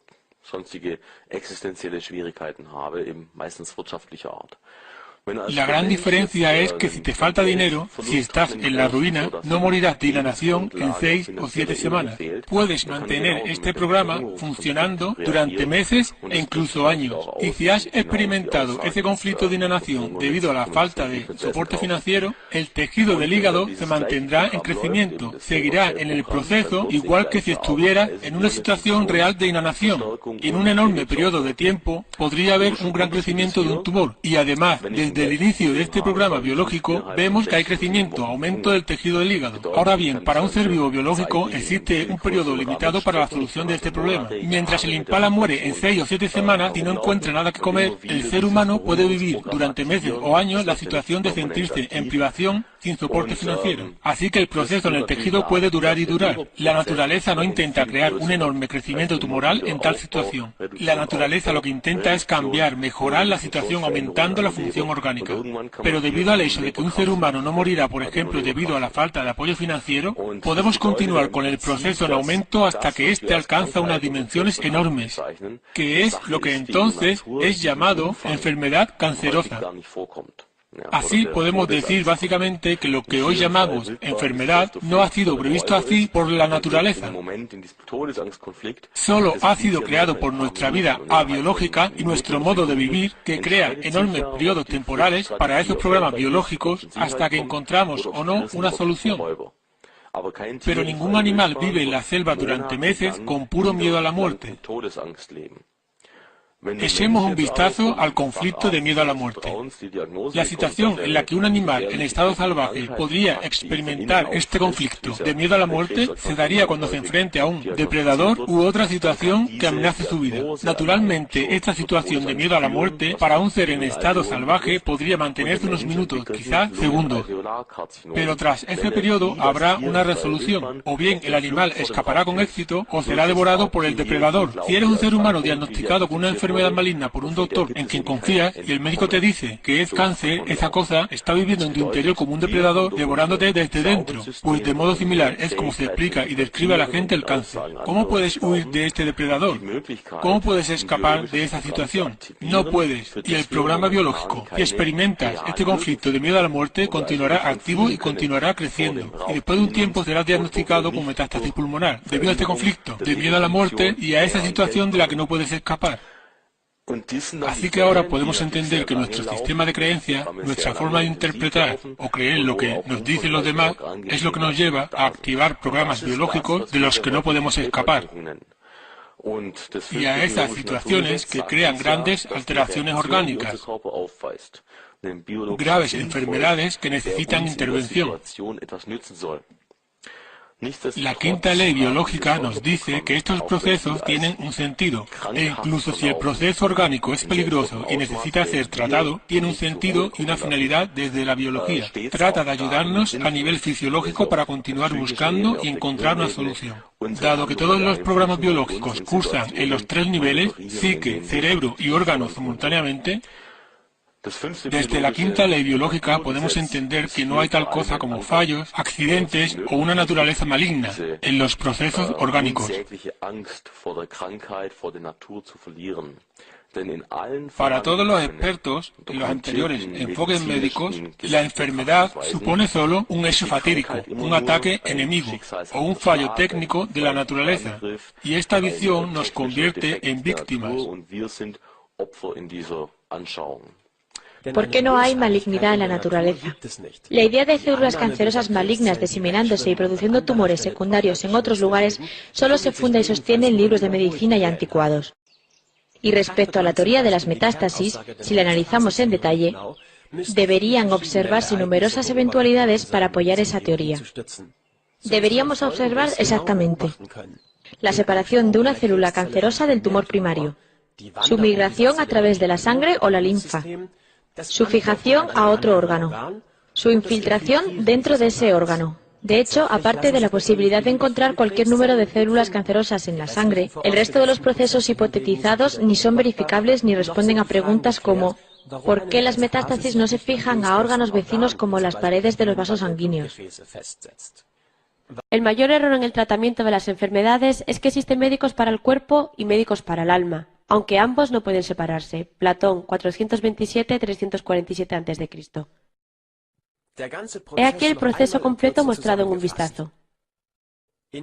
Durante la fase activa de conflicto se observa actividad en el área cerebral afectada, en la psique, preocupación compulsiva, y búsqueda de una solución para el conflicto, en el nivel orgánico, síntomas de simpaticotonía.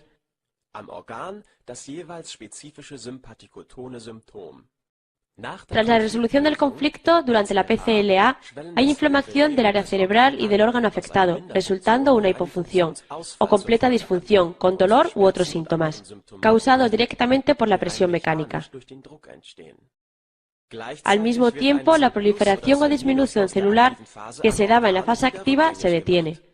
La psique se descarga de su preocupación y se relaja. Durante la epicrisis, las inflamaciones o edemas son drenados y luego eliminados en la orina, proceso cuyos síntomas son muy específicos, tanto en cada órgano como a nivel de la psique, pero que siempre se presenta como una vuelta a la actividad conflictiva breve y exacerbada, de modo que la fase activa es experimentada por segunda vez como en una secuencia fotográfica. Durante la fase PCLB, el estado normal es restaurado lentamente, acompañado por los mismos síntomas, si bien más leves de la fase PCLA. En el cerebro y en el órgano hay una cicatrización, en el órgano puede formarse un quiste, un tumor encapsulado o una densificación que quedan como resultados perdurables.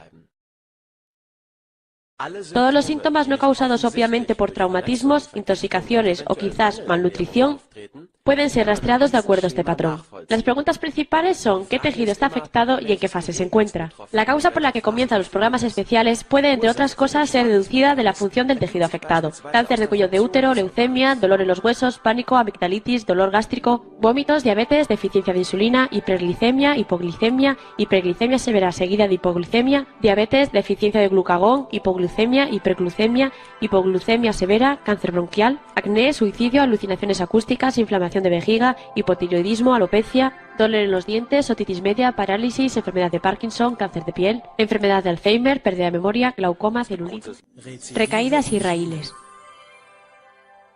Las 5 leyes biológicas explican también esas condiciones que antes hemos descrito como alergias o enfermedades crónicas. Para entenderlo mejor debemos abandonar los viejos nombres, ya que están basados en un sistema de referencia superado. Lo primero a mencionar es la recurrencia constante de un contenido de conflicto. Por ejemplo, el jefe que uno debe soportar diariamente y que exige la presencia del mismo programa especial, haciendo que estén siempre presentes los mismos síntomas de reparación, ya que el conflicto es resuelto de nuevo cada día. Esta recurrencia directa de un contenido de conflicto es lo que denominamos una recaída. Es importante comprender que solo la primera vez que ocurre el programa se requiere un DHS. Desde ese momento, su activación puede dispararse meramente reconociendo el viejo contenido de conflicto, e incluso en ausencia de una situación muy intensa, dramática y vivida en soledad, es decir, en ausencia de un DHS. Cuando un bebé no puede tomar cierto juguete, sufriendo por ello un DHS que activa un programa en la amígdala derecha, reaccionará con este programa especial en todas las situaciones de no ser capaz de alcanzar algo, que ocurran en su vida más adelante.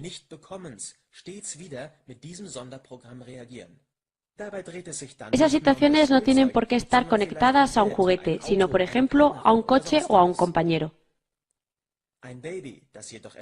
Un bebé que no puede tomar un juguete por ser incapaz de agarrarlo y que reacciona ante esto con un conflicto de autodevaluación en la muñeca derecha, reaccionará durante toda su vida siempre con su muñeca derecha en una situación de no ser capaz de conseguir algo.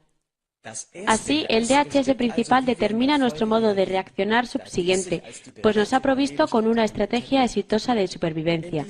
En el primer ejemplo, el bebé muestra una reacción realmente arcaica en tanto que concibe el juguete como un pedazo de alimento que él desea, lo cual se ve facilitado mediante un aumento en la secreción de mucus por las amígdalas. El segundo bebé tiene una reacción menos arcaica de no ser capaz de agarrar. Un tercer bebé podría concebir la situación como una de no ser capaz de morder algo y, por tanto, reaccionar con los dientes. Otra manera de producir procesos crónicos es la supresión médica constante de los síntomas de reparación. Por ejemplo, cuando nunca se alcanza el final de una larga fase de reparación, debido a que se genera simpaticotonía repetidas veces para aliviar el dolor. Cuando el efecto de la medicina decrece, la fase de reparación continúa. Los síntomas molestos retornan. Esto puede continuar ad infinitum. Vayamos ahora así a los llamados raíles o pistas, que son algo difícil de aprender a reconocer y que requieren mucha experiencia práctica. En principio ocurre lo mismo que con las recaídas. Sin embargo, no es necesaria la recurrencia inmediata del contenido del conflicto. Los raíles trabajan mucho más sutil e inconscientemente. La regla básica se muestra simple. En el momento del DHS, todas las características circunstanciales son recordadas inconscientemente y funcionan como raíles. Estas características circunstanciales pueden comprender todo lo que el organismo es capaz de sentir: imágenes, olores, cierto pensamiento que se tenía en la mente en aquel momento, personas, cosas, sonidos, temperatura, una mera palabra, etc. Cuando una de esas características circunstanciales es reconocida, se despliega de nuevo el programa especial del DHS completo. Las nociones más extendidas sobre la alergia a los gatos, la fiebre del heno, la alergia al polen, son por completo erróneas o inexactas. Casi nunca ha habido una conexión real con el llamativo polen ni con el heno. Desde luego que los test alergénicos existen.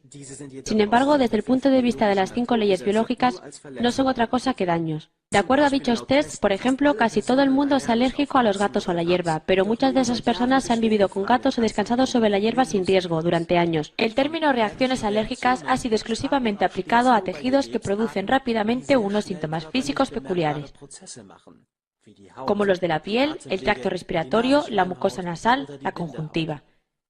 Sin embargo, todos los demás programas especiales se atienen al mismo patrón. Lo mismo es cierto también para los síntomas psíquicos de los programas especiales.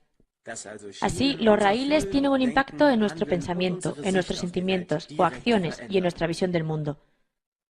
Otra manera en que han sido malinterpretadas las alergias viene ilustrada por el siguiente ejemplo. Un chico ama a una chica. Sufre un DHS cuando lo ve besando a otro. Esto supone para él una situación muy intensa, dramática, completamente inesperada y se ve solo ante ello. Supongamos que él concibió la situación de estas dos maneras. Es un conflicto de separación visual y fueron afectados la conjuntiva y los párpados. Fue incapaz de intuir que ella amaba a otro. Comienza pues el programa especial de la mucosa nasal, un conflicto de olfateo. Todo sucede en una escena primaveral. El sol brilla, el suelo está repleto de flores, el cielo está azul y las abejas zuman alrededor de su cabeza. El aire está repleto de polen. Ahora supongamos que durante algún tiempo él se olvidó del conflicto, o este ha devenido algo obsoleto para él.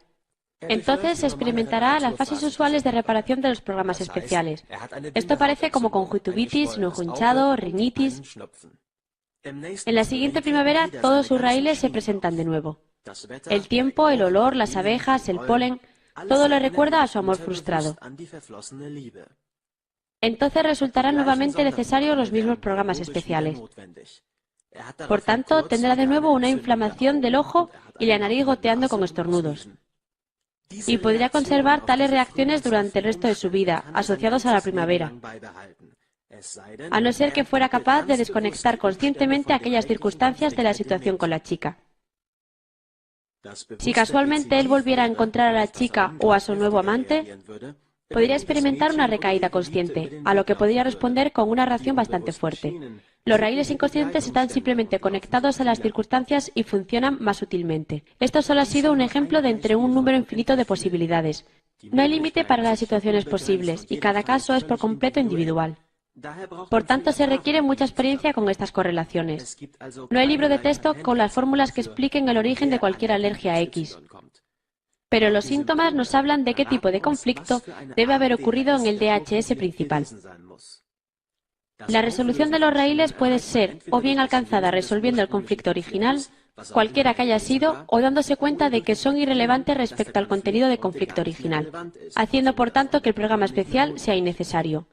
Esto se aplica a menudo con éxito en conflictos que tienen sus raíces en la infancia y cuyos contenidos ya no son relevantes para un adulto.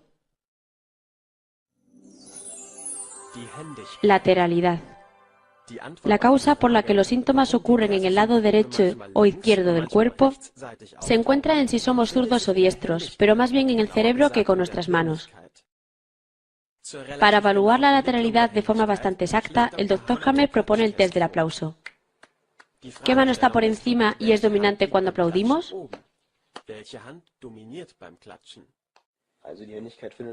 La lateralidad se puede averiguar, por ejemplo, mediante un sencillo test de aplauso. Cuando aplaudo, mi mano derecha lidera y está arriba de la izquierda. Así que soy diestro, porque esto se hace de forma intuitiva. Así que este test es inconsciente. El test es eficaz porque no se realiza ningún movimiento entrenado. Mucha gente es entrenada para escribir con su mano derecha, aunque su inclinación natural sea hacerlo con la izquierda. Como muchos aparatos y herramientas están diseñados para diestros, no nos queda otra opción más que hacernos diestros. Muchos de los que parecen diestros se sorprenderían al ver su mano izquierda arriba, dirigiendo, mientras aplauden, aunque hagan casi todo con su mano derecha. Como se ha dicho antes, la lateralidad depende del cerebro y no de la mano. Los individuos diestros son aquellos en los que domina el hemisferio izquierdo y en los zurdos domina el hemisferio derecho. La gente zurda no constituye una minoría tan pequeña como se cree, sino que su proporción es alrededor del 38%. Las dos mitades del cerebro de acuerdo a nuestra lateralidad. Nuestro lado dominante reacciona a personas que consideramos a nuestro nivel. Nuestro lado más débil ante personas que consideramos por encima o por debajo de nosotros en una jerarquía. Son a menudo llamados sucintamente lado de la pareja y lado madre-hijo, describiendo con esos nombres los hallazgos empíricos más frecuentes. En el lado del mismo nivel, las personas son percibidas como a quienes tratas de igual a igual. Esto puede significar una pareja, un colega o un rival, en muchos casos el padre, comportándose más como un colega en contraste con la madre. En el lado de la jerarquía tenemos personas que claramente están por encima o por debajo de nosotros, o que nos sentimos obligados a proteger. Regularmente esto se aplica a la madre, los hijos, a veces al padre, o a alguna persona que respetemos y admiremos enormemente. Las mascotas también suelen estar en este lado, pues claramente están subordinadas y necesitan ser cuidadas. Una pareja permanente puede también ocupar este lugar en la medida en que juega el rol de la madre o del padre para el otro. Por ejemplo, cuando una mujer diestra tiene un conflicto de preocupación o pelea que resulta en una hiperfunción de las glándulas mamarias, con su pareja el proceso tendría lugar en el pecho derecho. En la mujer zurda tendría lugar, en cambio, en el pecho izquierdo. Estas sensaciones no son, sin embargo, tan claras como se ha visto hasta ahora. Por ejemplo, un conflicto con la propia hija puede ser sentido en los dos lados, cuando en el momento del conflicto es percibida como hija y también como rival. O una pareja puede ser percibida en parte como pareja y en parte como hijo. En estos casos aparecen síntomas en ambos lados y a veces perfectamente simétricos. Sin embargo, la lateralidad no es siempre significativa, o más precisamente es siempre significativa excepto en los órganos controlados por el tallo cerebral, como las amígdalas, el oído medio, el estómago o el intestino. En esos casos, el lado que está afectado dependerá del esquema de digestión y expulsión del bocado, del que no podemos dar explicaciones en este documental. Así que la relevancia de la lateralidad se extiende a los siguientes grupos. Órganos del mesodermo del cerebro antiguo que tienen una función protectora, como por ejemplo las glándulas mamarias y el corium de la piel. Órganos del mesodermo del cerebro nuevo que proveen estabilidad y potencia, por ejemplo huesos, músculos, tejido conectivo y tendones. Y los órganos del ectodermo responsable de las sensaciones conscientes y del comportamiento territorial.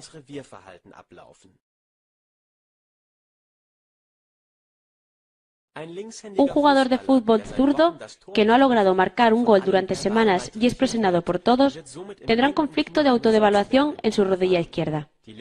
El lado izquierdo es afectado porque es responsable de las relaciones con sus iguales, como compañeros de equipo o el público. Tan pronto como logre marcar de nuevo, su conflicto de autodevaluación estará resuelto y el proceso entra en fase de reparación, con hinchazón y dolor en su rodilla. Algo que puede seguirse fácilmente por la cobertura mediática del deporte, cuando el dolor aparece justo tras el fin de un periodo sin éxito en el juego. La localización del conflicto de autodevaluación depende de la actividad correspondiente. Así que la rodilla o el pie son afectados a menudo ante los jugadores de fútbol, mientras que un portero o un jugador de tenis es más probable que lo sufra en el codo. Al ignorar las 5 leyes biológicas, esto es atribuido al desgaste, considerándose que el cuerpo se oxida lentamente, como una máquina. Los síntomas de reparación en sí mismos, sin embargo, acompañados de dolor e incapacidad, a menudo llevan al paciente a un círculo vicioso. En estos tejidos hay otra excepción a la regla de lateralidad cerebral. La lateralidad es solo relevante en conflictos sentidos globalmente. Pero también hay conflictos locales que se manifiestan en el punto preciso donde fueron percibidos.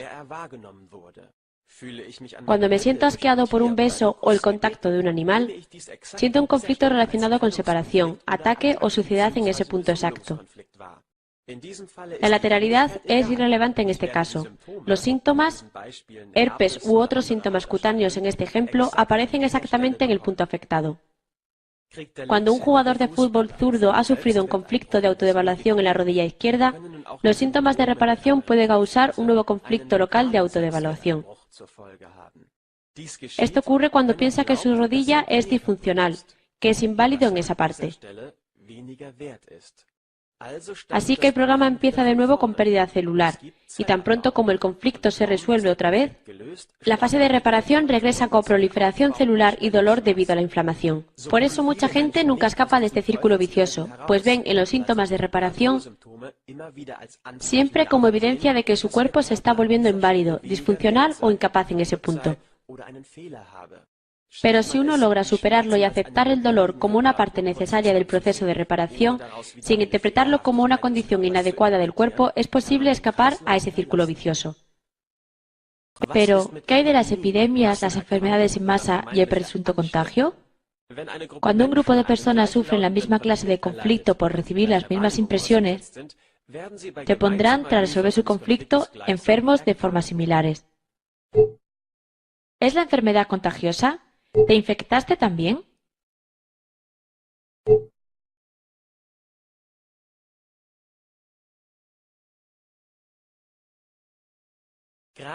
Este fenómeno se ha vuelto más común en tiempos recientes, en los que los más media inducen una percepción sincronizada. Otro ejemplo es una clase donde los estudiantes son a menudo expuestos conjuntamente al mismo conflicto, como una prueba inesperada y difícil o la ausencia de un profesor querido, reemplazado por un terrible profesor que disgusta mucho a los niños. Tras resolver sus conflictos, los estudiantes uno tras otro entran en la fase de curación y creen haber sido infectados entre ellos.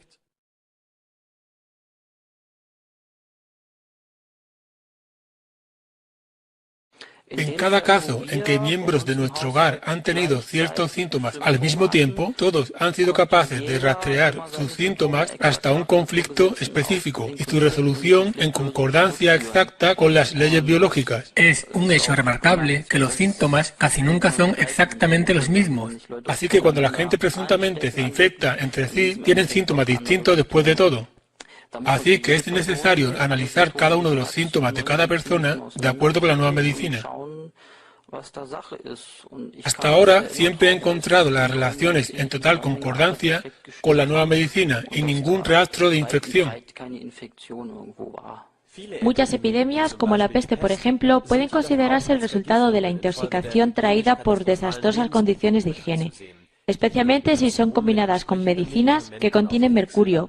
Pueden resultar en envenenamiento y muerte.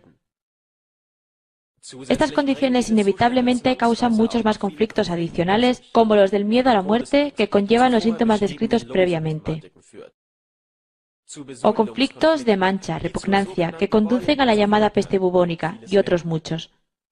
Llegados a este punto, frecuentemente se invocan la gripe española y otras presuntas epidemias. Como ocuparse de este tema llevaría mucho tiempo, pues el problema de la infección requeriría ser tratado en su propio documental, recomendamos el documental de Michael Leitner, H5N1, disponible en Internet.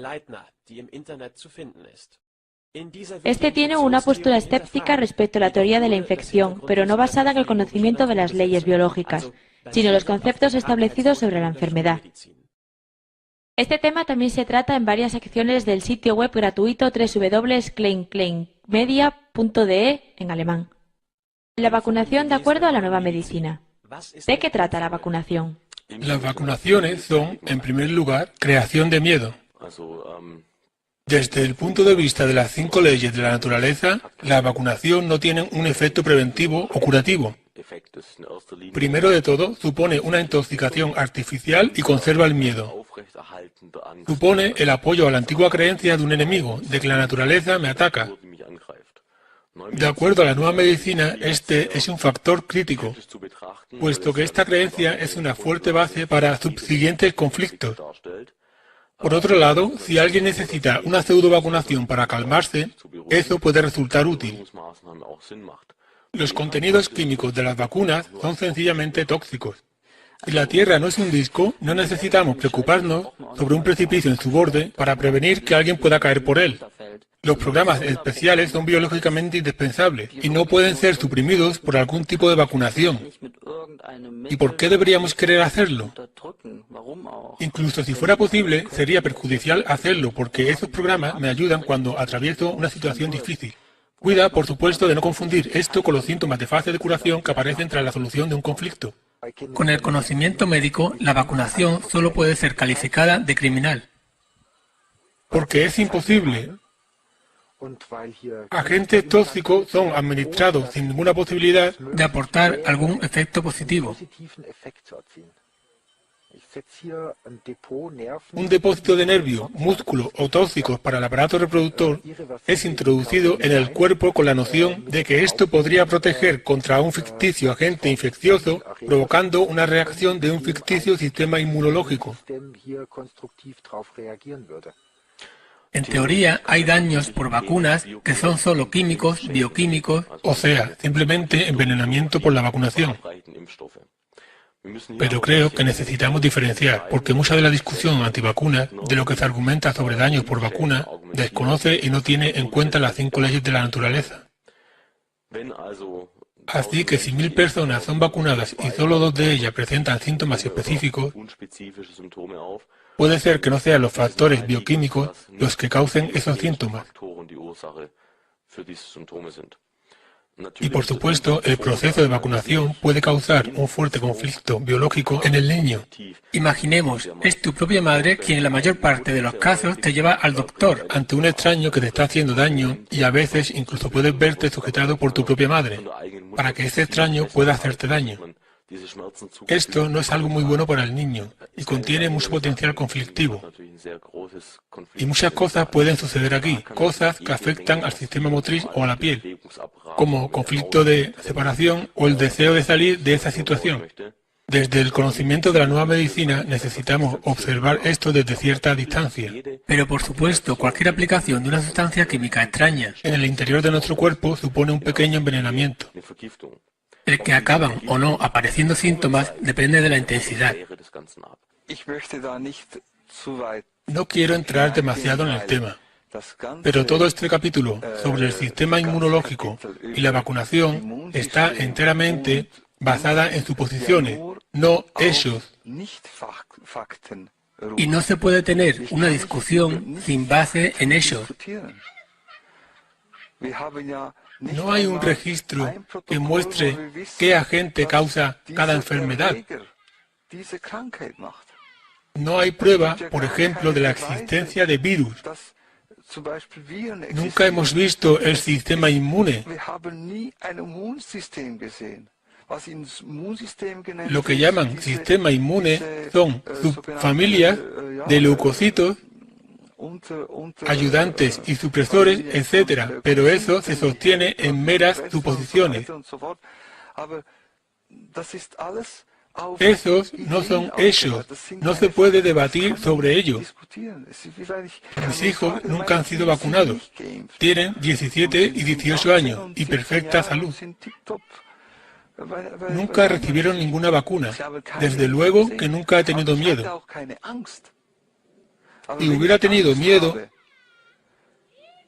todo hubiera sido peor. Hubiera temido haber cometido un error suprimiendo la vacunación. Entonces, cualquier ligera tos en mi hijo desataría un infierno.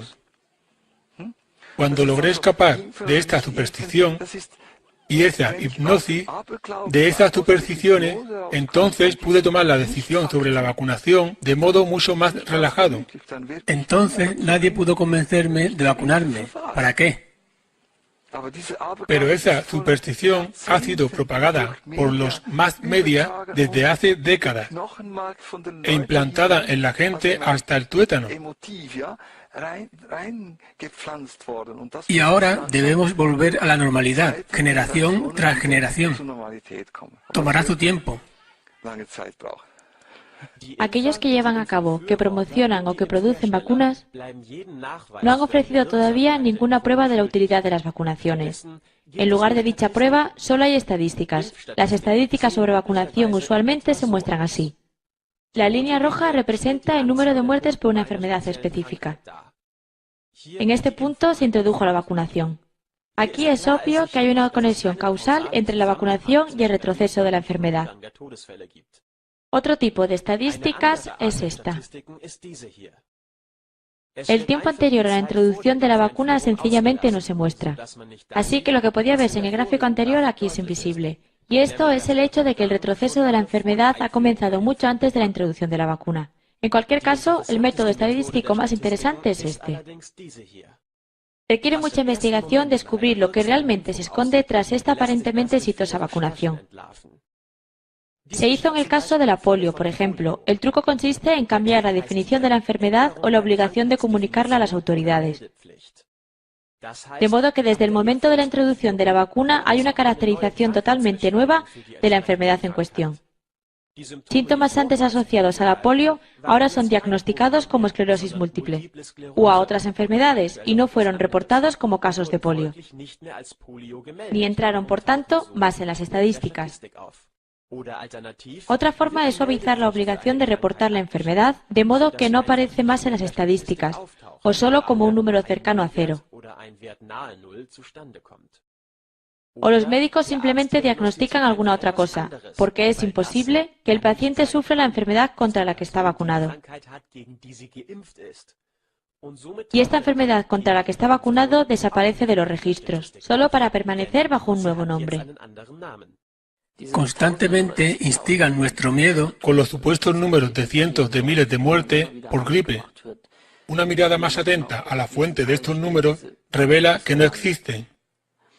El Robert Koch Institute, que preparó estos números, confirmará cómo se hace. Miran el número de muertes en verano y luego en invierno. El último siempre es algo superior. Toman la diferencia y ese es el número de muertes por gripe. Asumen que esto se puede explicar tan solo por infecciones, cuando incluso el número de accidentes de tráfico en invierno puede ser lo bastante mayor para producir una diferencia significativa de muertes. No me vacunaré, y aunque he vacunado a mis hijos, de acuerdo a mis conocimientos previos, no lo haría de nuevo. Esa es mi opinión personal. No me vacunaré, ni a mis hijos en el futuro. No sé si no he cometido un error terrible y garrafal. Edward Jenner, inventor de la primera vacuna. Pero, ¿qué hay del SIDA? Todo el mundo habla de ello. ¿Es posible que esto sea un gran chiste macabro? Lo que conocemos como SIDA no existe. El hipotético VIH no causa SIDA. Y las enfermedades reunidas bajo este síndrome de inmunodeficiencia adquirida no tienen nada que ver con el sistema inmune, que sencillamente no existe tal como ha sido considerado previamente. El SIDA es un conjunto de enfermedades arbitrariamente escogidas y son distintas en cada parte del mundo. Incluso incluyen el herpes. ¿Y qué hay de la gente de África? Tienen toda clase de enfermedades que son declaradas SIDA. Es simplemente arbitrario. Ni siquiera son testados para el VIH.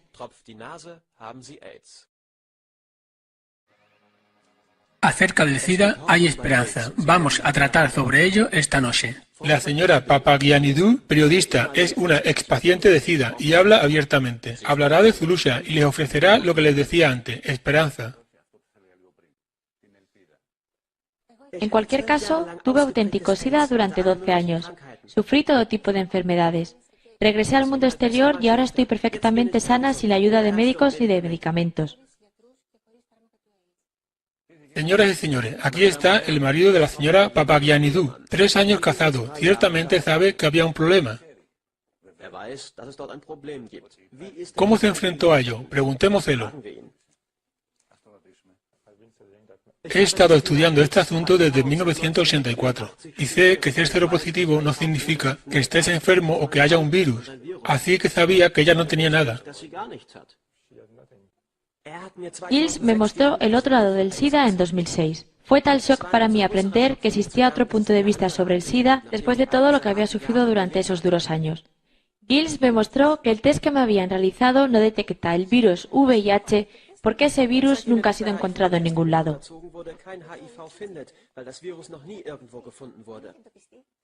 Aquí está la caja del kit de test de los laboratorios Abbott. El doctor Gallo desarrolló este test de anticuerpos junto con los laboratorios Abbott.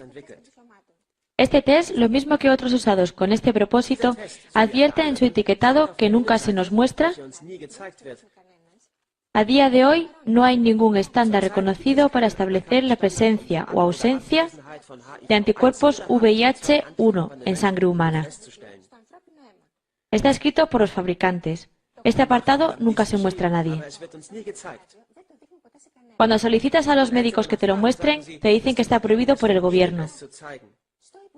Y respecto al ministro de Salud, le envió una solicitud oficial hace 2 años, pidiéndole que presentara pruebas. ¿Cuándo fue aislado el virus? ¿Dónde está el experimento científico probando la existencia del VIH? ¿Y qué tal entidad causa la muerte de células inmunológicas?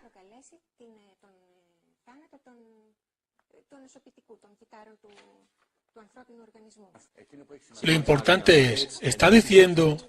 Me gustaría presentarle evidencia de un fraude científico. Dice que hay un fraude científico con el SIDA. Déjeme mostrarle la evidencia. Ella presenta el original del artículo científico del doctor Gallo, en el que tachó todo aquello que no le gustaba, y en ningún lugar se aportan pruebas concluyentes. Dice aquí, a pesar del inmenso esfuerzo de investigación, el agente causal del SIDA aún no ha sido identificado. Borró esas 2 líneas y envió el papel para que se publicara en la revista Science. Me gustaría decir que yo no soy un caso excepcional o raro. Solo soy distinta porque hablo públicamente de ello. Hay miles como yo en todo el mundo que han abandonado la medicación. ¿Por qué has decidido hablar públicamente? Lo encuentro osado y valiente. Pero desde que esta documentación cayó en mis manos, no podía permanecer callada. Te dices a ti misma, esto no es posible y quiero discutirlo con otras personas. Somos humanos. ¿Debería guardarme esta evidencia en casa, solo para mí? Los médicos del SIDA principalmente aplican protocolos de SIDA que se han demostrado defectuosos. Puesto que sabía que no tenía ningún problema de salud, como indican todas las evidencias, mi marido y yo quisiéramos tener un niño. Si hiciera eso, y dado que fui hallada positiva una vez en un test que no detecta el virus, y aquí está la documentación al respecto, lo que dictarían los protocolos del SIDA es que se tendría que administrar AZT a mi bebé durante 40 días. A los pacientes de SIDA se les prescribe, entre otros, el medicamento AZT, que desafortunadamente es altamente tóxico y que lleva una calavera dibujada en el envase. Un factor de mortalidad decisivo es el diagnóstico del médico, junto con el pronóstico de muerte debido al SIDA. El paciente entra en una permanente actividad conflictiva, no puede descansar y se consumirá. con su marido tiene relaciones sexuales normales? Absolutamente normales. ¿En condón? Nada de condón, porque sabemos que con el SIDA, si estás bien informado, vives, y si no lo estás, mueres. Así que infórmense. ¿Desde cuándo está usted infectada? Desde 1985, virtualmente desde el inicio del SIDA. Mi historia coincide con él. 1985. Eso hace 24 años desde que fue infectada con el virus del SIDA. Verificado a través de exámenes. Sí, ha dado usted positivo. Sí, se puso enferma, pero está viva, casada desde hace 3 años ahora. Tiene relaciones sexuales normales con su marido, que no ha sido infectado. Dice, estoy viviendo, estoy estupendamente. Si el ministro de Salud no nos muestra las pruebas del aislamiento del virus, no puedo dar tratamiento obligatorio a recién nacidos. No daré tratamiento obligatorio a mi bebé para algo de lo que no se ha probado la existencia. Ahora es crucial verificar si usted realmente ha infectado a alguien con el virus o no. ¿Se han realizado hasta ahora pruebas por parte de la medicina o la justicia al respecto? Desafortunadamente, no se me permite hablar de eso. Desde luego, se han iniciado algunas cosas, pero las desvelaré solo cuando sea el momento apropiado. Hemos buscado información acerca del punto de vista de la ciencia médica en este caso. Después de muchos años, especialmente bajo el tratamiento adecuado, esta verificación es muy difícil y en realidad totalmente imposible de obtener, de acuerdo a los expertos. Esta verificación es muy difícil y en realidad totalmente imposible de obtener. Respecto a la existencia de los virus, puedo decir que seguí ese camino. He preguntado al Instituto Robert Koch. No obtuve nada. He preguntado a la Agencia de mi seguro de salud. No obtuve ninguna publicación. Yo seguí ese camino y animaría a otros a hacer lo mismo. Es bastante sencillo, solo se necesita preguntar. ¿Dónde hay una publicación científica demostrando el descubrimiento y aislamiento? Es decir, la prueba de algún virus culpado de causar cierta enfermedad, sarampión, VIH, viruela, gripe, ¿dónde ha sido probado? Y no tienen nada que ofrecer a este respecto. No pueden darte nada, porque las publicaciones a las que ellos se refieren internamente y que producen a un ritmo muy rápido, se matan o bien animales, o bien embriones de pollo, o cultivos celulares. Y dicen que debe de haber habido un virus dentro porque el animal al que he puesto una inyección o el cultivo celular que he cesado de alimentar o que incluso he intoxicado ha muerto. Así que tiene que haber un virus. Y por supuesto no desvelarán esta adulteración. Están avergonzados de ella porque dicen que ya hay mucha información disponible para el público, de modo que no señalarán ninguna publicación específica. Dicen, hay librerías completas llenas de publicaciones y existe un consenso y no podemos revisar miles de publicaciones. Y en ese conjunto de miles de publicaciones que tendríamos que proporcionar, en alguna parte de ese conjunto está escondida la prueba, probablemente entre las comas. Google. HIV Isolation.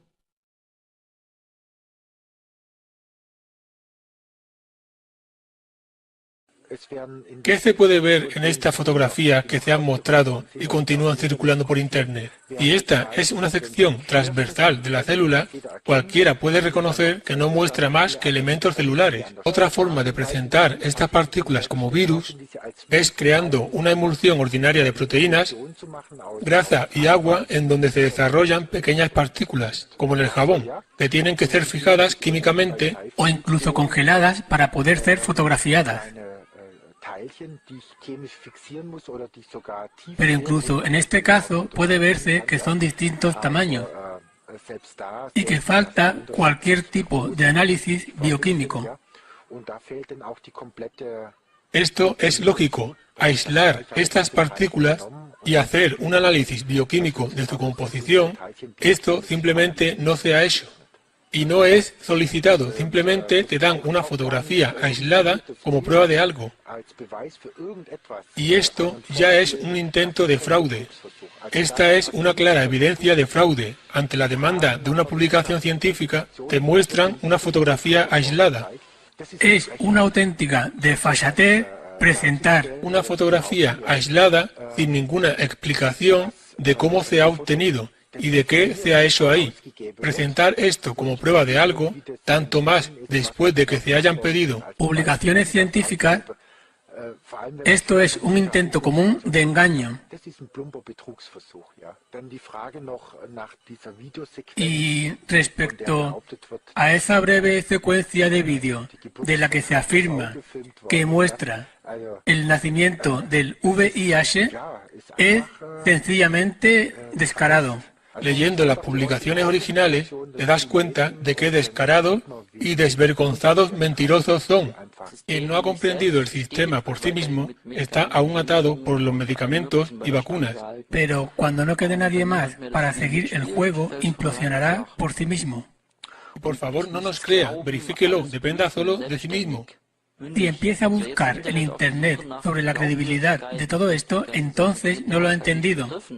Deliberadamente he tomado la decisión de no presentar todos estos certificados por parte de universidades, profesores, médicos y otros que han confirmado al Dr. Hammer que todo esto es correcto. Porque de nuevo esto podría convertirse en un asunto de creencia en lugar de conocimiento autoadquirido. Y de nuevo tienes que elegir entre creer al Dr. Hammer o creer que todos esos documentos son falsificaciones o lo que sea. Hay muchas discusiones sobre esto en Internet, pero en la mayoría de los casos no hay una verificación desde la propia experiencia. Pero estas leyes biológicas son para personas autónomas e independientes.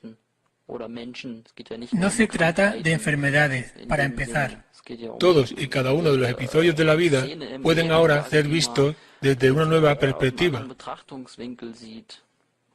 A quien espera simplemente a que el médico elimine su sufrimiento, no le puede ayudar la nueva medicina. La nueva medicina es solo para quienes están preparados para aprender las leyes biológicas, para comprenderlas y verificarlas, y tomar responsabilidad de todos sus síntomas por sí mismo. Cuando alguien atribuye cada pequeño achaque a factores externos, algún llamado agente causal, sustancias carcinógenas, una mala dieta, falta de actividad física, el sistema inmunitario, toda esta burbuja. Entonces, aunque el comportamiento de estas personas bien podría analizarse en base a las leyes biológicas, esa persona definitivamente no está preparada para la nueva medicina. No hay alternativa a la toma de responsabilidad por uno mismo. ¿Son las 5 leyes biológicas correctas? Absolutamente. Todo el mundo puede verificarlas por sí mismo en un solo día. Inequívocamente, sin duda alguna y al 100%. Sí, seguro. He tenido mis propias experiencias con la nueva medicina, no solo con pacientes, sino también conmigo mismo, así como con amigos y parientes. Y tengo la profunda convicción de que la nueva medicina es correcta. Después de lo que he visto, de lo que he experimentado, sí, sin embargo, no voy a afirmar aquí que es cierta. Porque quiero pedir a cada persona que la verifique por sí misma. Nada es más dañino para la verdad que un viejo error. Goethe. En mi opinión, el problema principal no es cierta supresión, sino que lo que experimento cada día, tratando de familiarizar a la gente con este tema, es que ellos permanecen anclados en sus convicciones. El más fuerte supresor de la nueva medicina somos nosotros mismos, con nuestro miedo de tomar responsabilidad sobre nosotros mismos. La gente está acostumbrada a ir al médico cuando están enfermos. Y él les dice qué hacer, así que no necesitan tomar ninguna responsabilidad. O de modo similar, cuando se someten a homeopatía o a acupuntura, no tienen que tomar parte en ello. Lo que es nuevo es que cada proceso puede ser verificado por cualquier persona.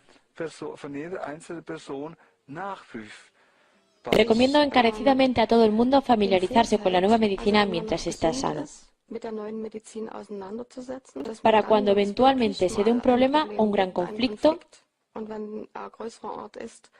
que pueda incluso llevar a una enfermedad grave, estemos plenamente preparados. En cualquier caso, deseo agradecer al Dr. Hammer desde el fondo de mi corazón por su mérito al descubrir la nueva medicina. Es tan amplia y tan grande, y cuando por primera vez entiendes cómo actúa la madre naturaleza, te das cuenta de que no hay nada que mejorar. Tenemos solo que entender a la madre naturaleza.